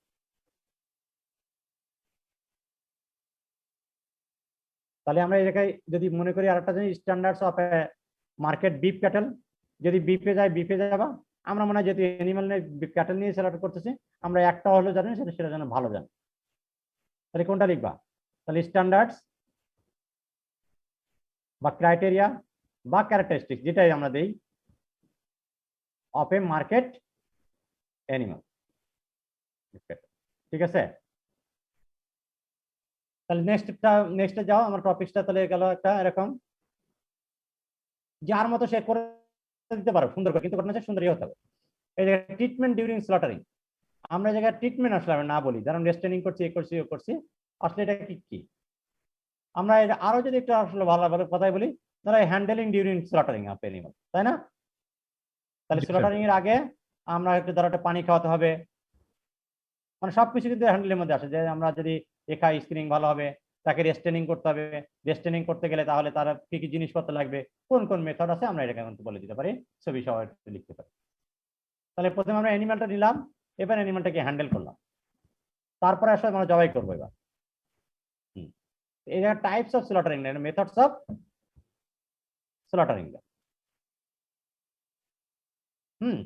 তাহলে আমরা টাইপ বলতে এখানে স্লটারিং এর টাইপ বলতে টাইপ হচ্ছে আলাদা জিনিস, টাইপ হচ্ছে যে একই জিনিসের অনেক প্রকার, মানে পদ্ধতি না, এটা হচ্ছে প্রকার। তা আমরা এখানে আসলে জবাই তো জবাই প্রকারের নাই আসলে এখানে। তাহলে মেথডে ভিন্ন করে, তবে দুইটা পদ্ধতি, একটা হিউম্যানি মেথড আর ট্রেডিশনাল বা রিচুয়ালিস্টিক স্লটার, এটা কিন্তু আসলে এটা হিউম্যানি মেথড। আমরা একটা জানি হিউম্যানি মানে কি, মানে মানবিক, অর্থাৎ এনিম্যালটা কষ্ট কম পাবে। এটাও কিন্তু তাহলে আমরা রিচুয়ালিস্টিক ধর্মভিত্তিক হলে সেটাও তো আসলে ওর মধ্যে আছে। পৃথিবীতে কোনো ধর্মে লেখা নাই যে তুমি মিথ্যা কথা বলো, তাই না? সদা সত্য কথা বলিবে, সৎ কাজ করিবে, সব জায়গায় কিন্তু আসলে সব ধর্মই আছে। সো অল ধর্মে বা অল ট্রেডিশনাল রিচুয়ালিস্টিক যেগুলো আছে সবই আসলে রিয়েলি কথাই হচ্ছে হিউম্যানি। জীবের প্রতি দয়া করো, এটা আসলে সব জায়গায় আছে। কেউ জীবের প্রতি দয়া করো লিখছে, কেউ বলছে যে জীবকে কষ্ট দেওয়া যাবে না, কেউ বলছে মানে এক একটা ভাষা একটু পার্থক্য আছে, কিন্তু অল আর হিউম্যানি মেথড। তাহলে হিউম্যানি মেথডের মধ্যে আমরা এখানে আরেকটা জিনিস কথা বলি। এই হিউম্যানি মেথডের মধ্যে একটা হচ্ছে হালাল স্লটার, হালাল মেথড অথবা মোহাম্মদের মেথড অথবা ইসলামিক মেথড লেখা আছে দেখো। তারপর হচ্ছে জুইস মেথড, জুইস স্লটার হচ্ছে এরকম ভাবে, অথবা ক্রিশ্চিয়ান স্লটার এরকম একটা ভাষা মানে কি একটা আছে। এটা হচ্ছে এরকম যে ধরো এই জায়গায় এইটা যেটা করছে না, এটাকে গলা কেটে দিচ্ছে দেখছো। আমরা ইসলামিক মেথডে বলছি কিন্তু 7টা অংশ কাটা যাবে। জুইস মেথডে বা এর মধ্যে কি করে, এই জায়গায় আছে ব্লাড যায়, জুগুলার ভেন যায়, জানো? ব্লাড কিন্তু ব্লাডের মূলে হচ্ছে জুগুলার ভেন, সেই জায়গায় কিন্তু শুধু জুগুলার ভেনটা কাটে। জুগুলার ভেনটা এই জায়গায় আসলে যা কাটে বলতে এটা পাংচার করে দেয়। পাংচার করে দিলে মানে এই জায়গাতে জাস্ট ছুরি দিয়ে মানে এই জায়গাতে আমরা এসে জুগুলার ভেনটা কাটে, কেটে দেওয়ার পরে কি হয়, ওই জায়গা থেকে রক্ত বের হতে থাকবে, মেলাক্ষণ সময় লাগে। সেই জন্য ওরা কিন্তু বলে যে কেটে দিলে দেখতে কেমন একটা লাগে, সেই জন্য কিন্তু আসলে মানে এটা নর্মালি বুদ্ধিস্টরা এরকম বাইরে হয়। এই জায়গাতে তারা এই জায়গাতে কেটে দেয়, আস্তে আস্তে রক্ত বের হয়ে যায়। রক্ত যখন বের হয়ে চলে যাবে তখন অ্যানিমালটা নিস্তেজ হয়ে যায়, নিস্তেজ হয়ে গেলে তখন তারা তাকে স্ক্রিনিং করে বান্ন হয়ে যায়, নিয়ে যায়, মানে জুগুলার ভেনটাকে পাংচার করে দেয়। এই জায়গায় ডিসঅ্যাডভান্টেজ হচ্ছে এখানটায় যে হালাল মেথডের একটা সুবিধা হচ্ছে কি, এখানে সবটা অর্গান কাটার কারণে হচ্ছে জুগুলার ভেনের মধ্যে ট্রাকিয়া কাটা যাচ্ছে, ইসিফেগাস কাটা যাচ্ছে, অর্থাৎ সব জায়গায় এবং বিভিন্ন নার্ভস এবং ব্লাড ভেসেলস আছে, ব্লাড ভেসেলের মধ্যেও কিন্তু অনেক রক্ত থাকে, বের থাকে, সেগুলো কিন্তু আসলে কাটা যায়। সেই জন্য দ্রুত খুব কম সময়ের মধ্যে পুরো ব্লাডটা বেড়ে চলে যায়। আমরা এটা মনে করি যে কম সময়ের মধ্যে অ্যানিমালটা দিয়ে চলে গেলে তাহলে অ্যানিমালটা আরো বেশি মানে স্যাক্রিফাইসটা ঠিক হতো। আর ওরা মনে করে যে না এরকম ভাবে একদম ওপেন করে দিলাম, দেখে তার ছুরি চালাই দিচ্ছি, তার মানে তার বেশি কষ্ট হয়েছে, আস্তে করে ছোট জায়গা কেটে দিব, এরকম ভাবে করে দেবে, কিন্তু আসলে রক্ত বের করতে হবে সব। এই জায়গায় মিটের কোয়ালিটি কিছু পার্থক্য থাকে। হ্যাঁ, আর স্ট্যানিং বা পেনলেস, এটা স্ট্যানিংটা হচ্ছে কি একদম এটার মেথড। যেমন আমরা কাস্টিং করে বেঁধে দিচ্ছি, ওরা কি করছে বান্ধার পরে ওরা জাস্ট এই জায়গায় মানে বোল্ট দিয়ে মানে বাইরে থেকে একটা শক্ত একটা বাড়ি মেরে দিচ্ছে, বাড়ি মেরে দিলে সে অজ্ঞান হয়ে যাচ্ছে, মানে যেটা আসলে বেশি অনিমান, নাইলে তার কাছে সে যে গলা কাটবে কেন, জুগুলার ভেনটা সে পাংচার করবে কি হবে, অর্থাৎ যাওয়ার জন্য তাকে অচেতন করে নিচ্ছে। কিছু কিছু যেমন আমরা হলো মানে অ্যানিমালস এর বেলায় বলি ক্যাপটিক বোল্ট ব্যবহার করি, তাই না? দুধ থেকে ওয়াইল্ড অ্যানিমালস এর বেলায় দুধ থেকে কিন্তু চেতনানাশক ওষুধ দিয়ে মানে আগে ওই বন্দুকের মাধ্যম দিয়ে করে দেয়, দিলে যখন সে চেতনা মানে অবচেতন হয়ে যায় তখন যে আমরা শুনতে কাজটা করি, তখন বাঁধতে যায়, কারণ ওকে তো আর বাধা যাবে না, বাঁধতে গেলে তোর কাছে যাওয়া লাগবে। সেই জন্য তারা অনেক সময় বড় বড় অ্যানিমাল গুলোকে স্ট্যানিং করে, এইগুলো আছে আসলে কথা, ঠিক আছে না? তাহলে আমরা কিন্তু ওই জায়গাটা তাহলে মেথডস অফ স্লটারিং সুন্দর করে একটা একটা করে ছবি দিবা, পয়েন্ট পয়েন্ট পিন পয়েন্ট করে লিখে একটা জায়গায় ইয়ে করে তৈরি করবে, প্রতিটা পাতা আলাদা আলাদা করে, এক পাতার মধ্যে আবার 4টা করবো না, তাহলে কিন্তু এ ভালো হবে। একটা প্রথম ধরো এইটা দিয়ে ধরো 4টা, প্রথমে এই স্লটারিং কারে বলে কি মেথড আছে, প্রথমে একটা কথা বলি, একটা পেজে বা 2টা পেজে লিখবা, পরে মেথডস অফ স্লটারিং ধরো হালাল মেথড, তাহলে হালাল মেথডটা লিখে এরকম একটা ছবি দিয়ে দিবা, এই অংশ কাটা যায়। জুইস মেথডে একটা ছবি দিয়ে ওরকম ভাবে দিয়ে দিবা, নেটে কোনো সমস্যা নেই, ঠিক আছে? হ্যাঁ, নেক্সট যাও। তাহলে আমরা মেথডস অফ স্লটারিং করব। তাহলে আমরা স্লটার বলো। স্যার একটা প্রশ্ন ছিল যে স্যার মেথডস অফ স্লটারিং কি তাহলে স্যার হিউম্যান আর ট্রেডিশনাল এটা লিখবো নাকি যে 4টা এভাবে লিখবো, যে হালাল, জিউস, স্টেনিং, ক্যাপটিভ ব্লাড? ওই হিউম্যানি বা এটা হচ্ছে টাইপস, মানে একটা আসলে সবটাই মানবিক, কারণ কেউ কোনোভাবে করছে, কেউ আর ইয়ে না করছে, তাছাড়া আর কিছুই না। কারণ আফ্রিকান পিপুলও কি ট্রেডিশনাল করছে, এটা কি মানে ইয়ে না? আসলে স্লটারিং হতে গেলেই মানে আমি যেটা আবার বলছি, এটা অবশ্যই হিউম্যানি হতে হবে। পৃথিবীতে কাউকে ওই কথাটা বলার উদ্দেশ্যই হচ্ছে কোনো জায়গায় লেখা নাই যে তুমি একটা আসামের অ্যানিমালকে মেরে ফেলো, ঠিক আছে, জি মানে স্যার সবই আছে হিউম্যান, মানে স্লটার যদি করো তাহলে হিউম্যানই হতে হবে, আর জি যদি স্যার মেরে ফেলো তাহলে হ্যাঁ কিল স্যার করলে তুমি ইনহিউম্যান হতে হবে। ক্লিয়ার আছে? মানে জি স্যার স্লটার শব্দটাই হচ্ছে হিউম্যানের সাথে সম্পর্ক, আর কিলিং শব্দটা হচ্ছে ইনহিউম্যানের সাথে সম্পর্ক। তুমি যদি কিলিং করো তখন হচ্ছে ইনহিউম্যান। হ্যাঁ,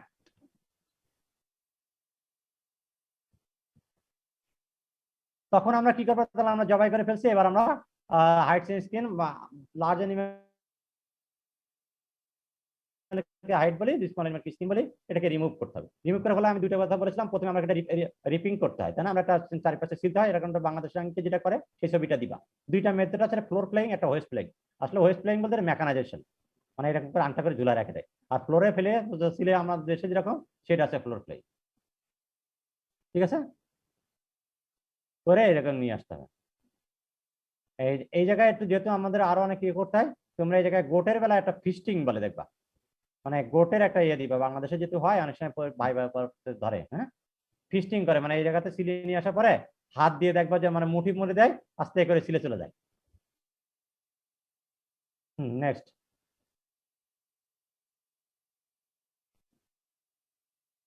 নেক্সটে যাও।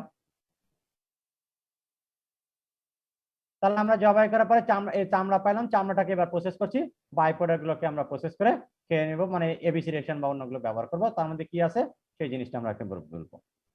তাহলে এটা যদি আমরা পারি, এবং শেষে আমরা আরেকটা জিনিস হয় যে ফার্মের মধ্যে ডেড অ্যানিমাল হয়, এই ডেড অ্যানিমালকে বারিট করি অথবা বারিয়াল করি, মানে বার্নিং করি, এই করে যদি করতে পারি তাহলে আমাদের মোটামুটি একটু নলেজের, মানে আমরা একটা কোর্সের ছোট্ট একটি অংশ কিন্তু আমার দায়িত্ব, সেই দায়িত্বটুকু মোটামুটি কমপ্লিট হয় কিনা। তোমরা কিন্তু থার্ড ইয়ারে উঠছে এখন সুন্দর করে, মানে একটু নলেজের ইমপ্রুভমেন্ট হবে কিনা আসলে কোর্সটা পড়ে তোমাদেরকে মনে হয় কিনা? মানে আমার ক্লাস করে লাভ হয়, মানে 4-5 দিন যে ক্লাস করলাম আমরা, কি মনে হয় বলো, শেয়ার করো, বা আরো কোনো ভাবে যদি তোমাদের পরামর্শ থাকে স্যার এইভাবে করলে আমাদের ভালো হয়, বলো। স্যার অবশ্যই। হ্যাঁ, তোমরা তো অনেকগুলো কোর্স করছো, মানে 4 সেমিস্টার এই সময় মিলে মিলে মোটামুটি তোমরা মানে 24-30 জন টিচার বা 60 জন 80 জন টিচারের ইয়ে হয়েছে, মানে কোর্সটা আমরা অনেকে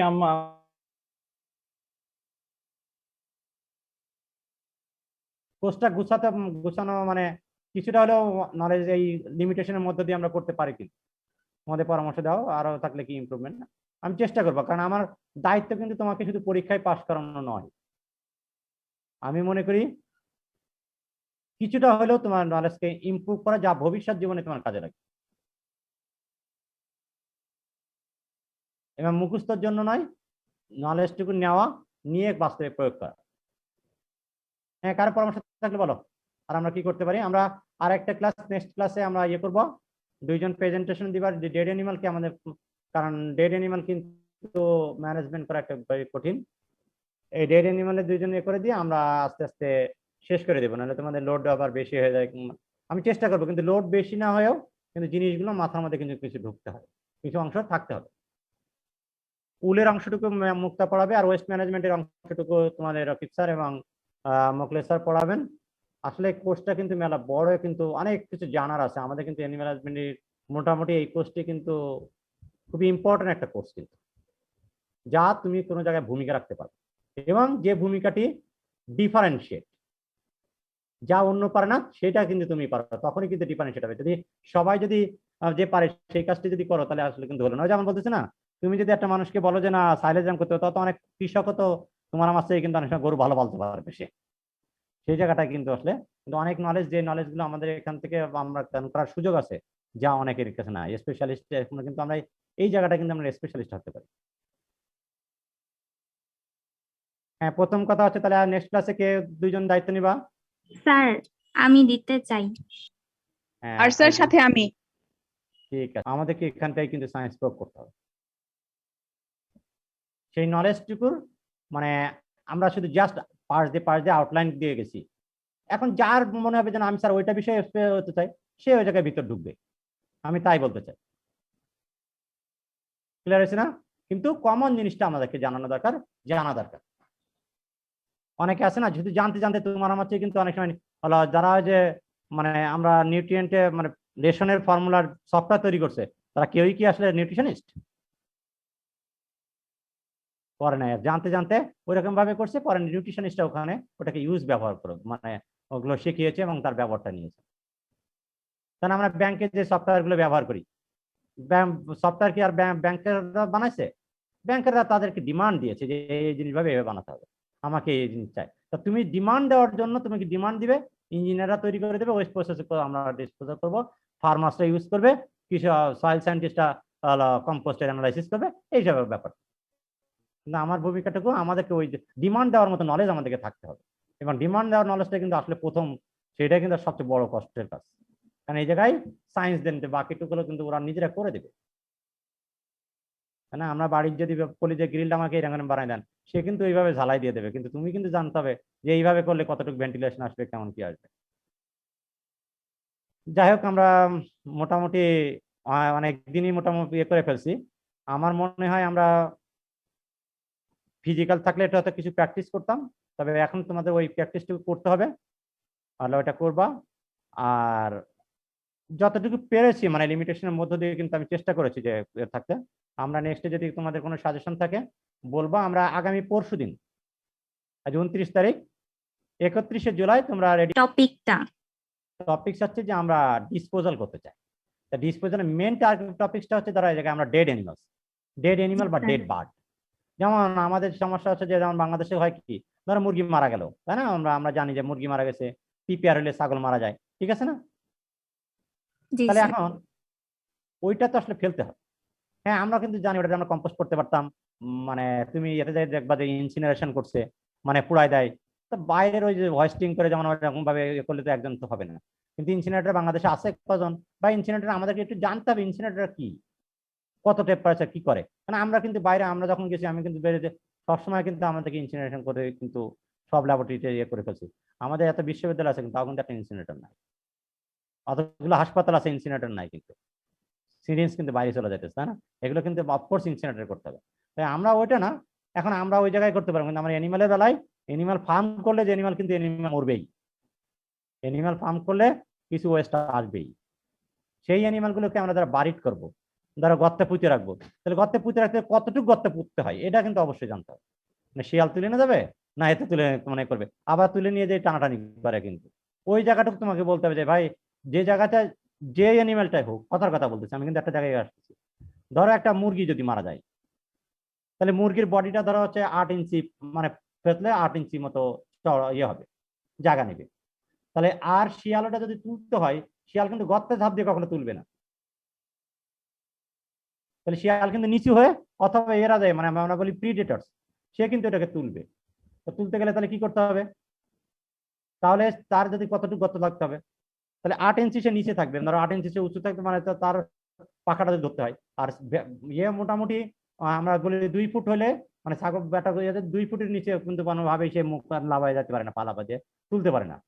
তাহলে আমরা এই জায়গায় বলি যে মুরগি যদি হয় কমপক্ষে 3 ফুট আপনি গর্ত করবেন, 3 ফুট। গরুর বেলায় আমরা বলি যে ঠিক আছে ওপরে, আমরা যেটা 3 ফুট বলতে যেতে থাকে, কমপক্ষে 3 ফুট আমরা মাটি থাকতে হয়, উপরে 3 ফুট মাটি থাকতে হবে, তাহলে একদম নিরাপদ, কেউ ওই জায়গাতে আর তুলতে পারবে না, মনে রাখো। তো ওইটাই বাড়ির কথা বলতে। তাহলে মুরগি হলে ওই 3 ফুট করলে বা 3.5 ফুট করলে হয়ে যাবে। যদি গরু করে 3 ফুট করে তাহলে কি হবে, গরুটা কিন্তু মারা যায়, ভুঁড়িটা লম্বা ইয়ে হয়ে যায়, ফুলে যায়, কিন্তু 3 ফুটই হয়ে যায়, তাহলে ওপরে কিন্তু মাটি ইয়ে থাকবে না, তাই না? তাহলে গরুর বেলা কি করতে হবে, তাহলে তো কমপক্ষে 6 ফুট করতে হবে। মানে আসলে প্রিন্সিপাল হচ্ছে যে অ্যানিমালই থাকুক, ওপরে 3 ফুট মাটি দিলে, পুঁতে দিলেই সেটা বাড়িড হয়ে যাবে, মানে ওই জন্য কোনো সমস্যা নেই। হ্যাঁ, এখন কেউ বলছে যে না স্যার আমি বাড়িড না করে ওটাকে কম্পোস্ট করবো, তাহলে কি করতে হবে? কেউ বলবে যে না বাড়িড করে আমার তো জায়গা নষ্ট হয়ে যাবে, তখন আমরা কি করব? তখন হলো আমরা ইনসিনারেশন করব। তা যার বড় কোম্পানি আছে বা আছে সে ইনসিনারেটর করুক, অথবা আমরা কমিউনিটি বেস্ট করতে পারি। ওই জায়গায় যেমন কম্পোস্টিং আমরা কিন্তু একটা বলছিলাম, আমরা গ্রামে যদি আমরা কেউ না করুক, একটা মিউনিসিপ্যালিটি ওয়ার্ড কাউন্সিলর যদি একটা গ্রামে যদি তার একটা কম্পোস্টের জাস্ট ছোট্ট একটা পিট বানায় দেয়, যে সবাই এই জায়গায় ঘুরে ফেলবে, ওই জায়গায় একজন লোক যদি আমরা সাইন্টিস্ট করে ইয়ে করে দিই, ওই জায়গায় কিন্তু কয়েক টন, হাজার হাজার টন কিন্তু তৈরি করা সম্ভব। ক্লিয়ার? হাজার হাজার টন কিন্তু ফার্টিলাইজার শুধুমাত্র ওই কুরবানির সময় তৈরি করা সম্ভব। জাস্ট আর ধরো সে জানবে যে আমার পাড়ায় 10টা গরু জবাই হবে, 10টা গরু ধরার মতো একটা পিট বানাবে, আর কিন্তু কিচ্ছু না, যে সবাই ওই জায়গায় ফেলে দেবে। এবং ওই জায়গাটার মধ্যে ধরো ইউনিয়ন কাউন্সিল বা এটা তো সব তো আছে, কোনো না কোনো জায়গায় কারোর কাছে পরামর্শ দিবে, সায়েন্টিস্ট বা তার কাছে ট্রেন নেবে। ছোট্ট এইটুকুই যদি আমরা করি তাহলে আসলে দেখে কত পরিবর্তন হয়। আমি যেটা একটা বললাম যে এই পরিবর্তনে, তাহলে ওই জায়গায় কিন্তু আমি ইন্ডিভিজুয়াল করলে কিন্তু আসলে হবে না, ওই পাড়ায় কিন্তু এটা কমিউনিটি বেস করতে হবে। কিন্তু আমরা ওইটা বলি, কারণ ইন্ডিভিজুয়াল একটা মানুষ নাও করতে পারে, শখ নাও লাগতে পারে, এরকম আর কি। Thank you. তাহলে আমরা অনেকে হয়ে গেছি, কিন্তু দেখো আমি 3 থেকে গেছি 64 আসছে শেষে। আমরা এই জিনিসগুলো করবো না আস্তে আস্তে।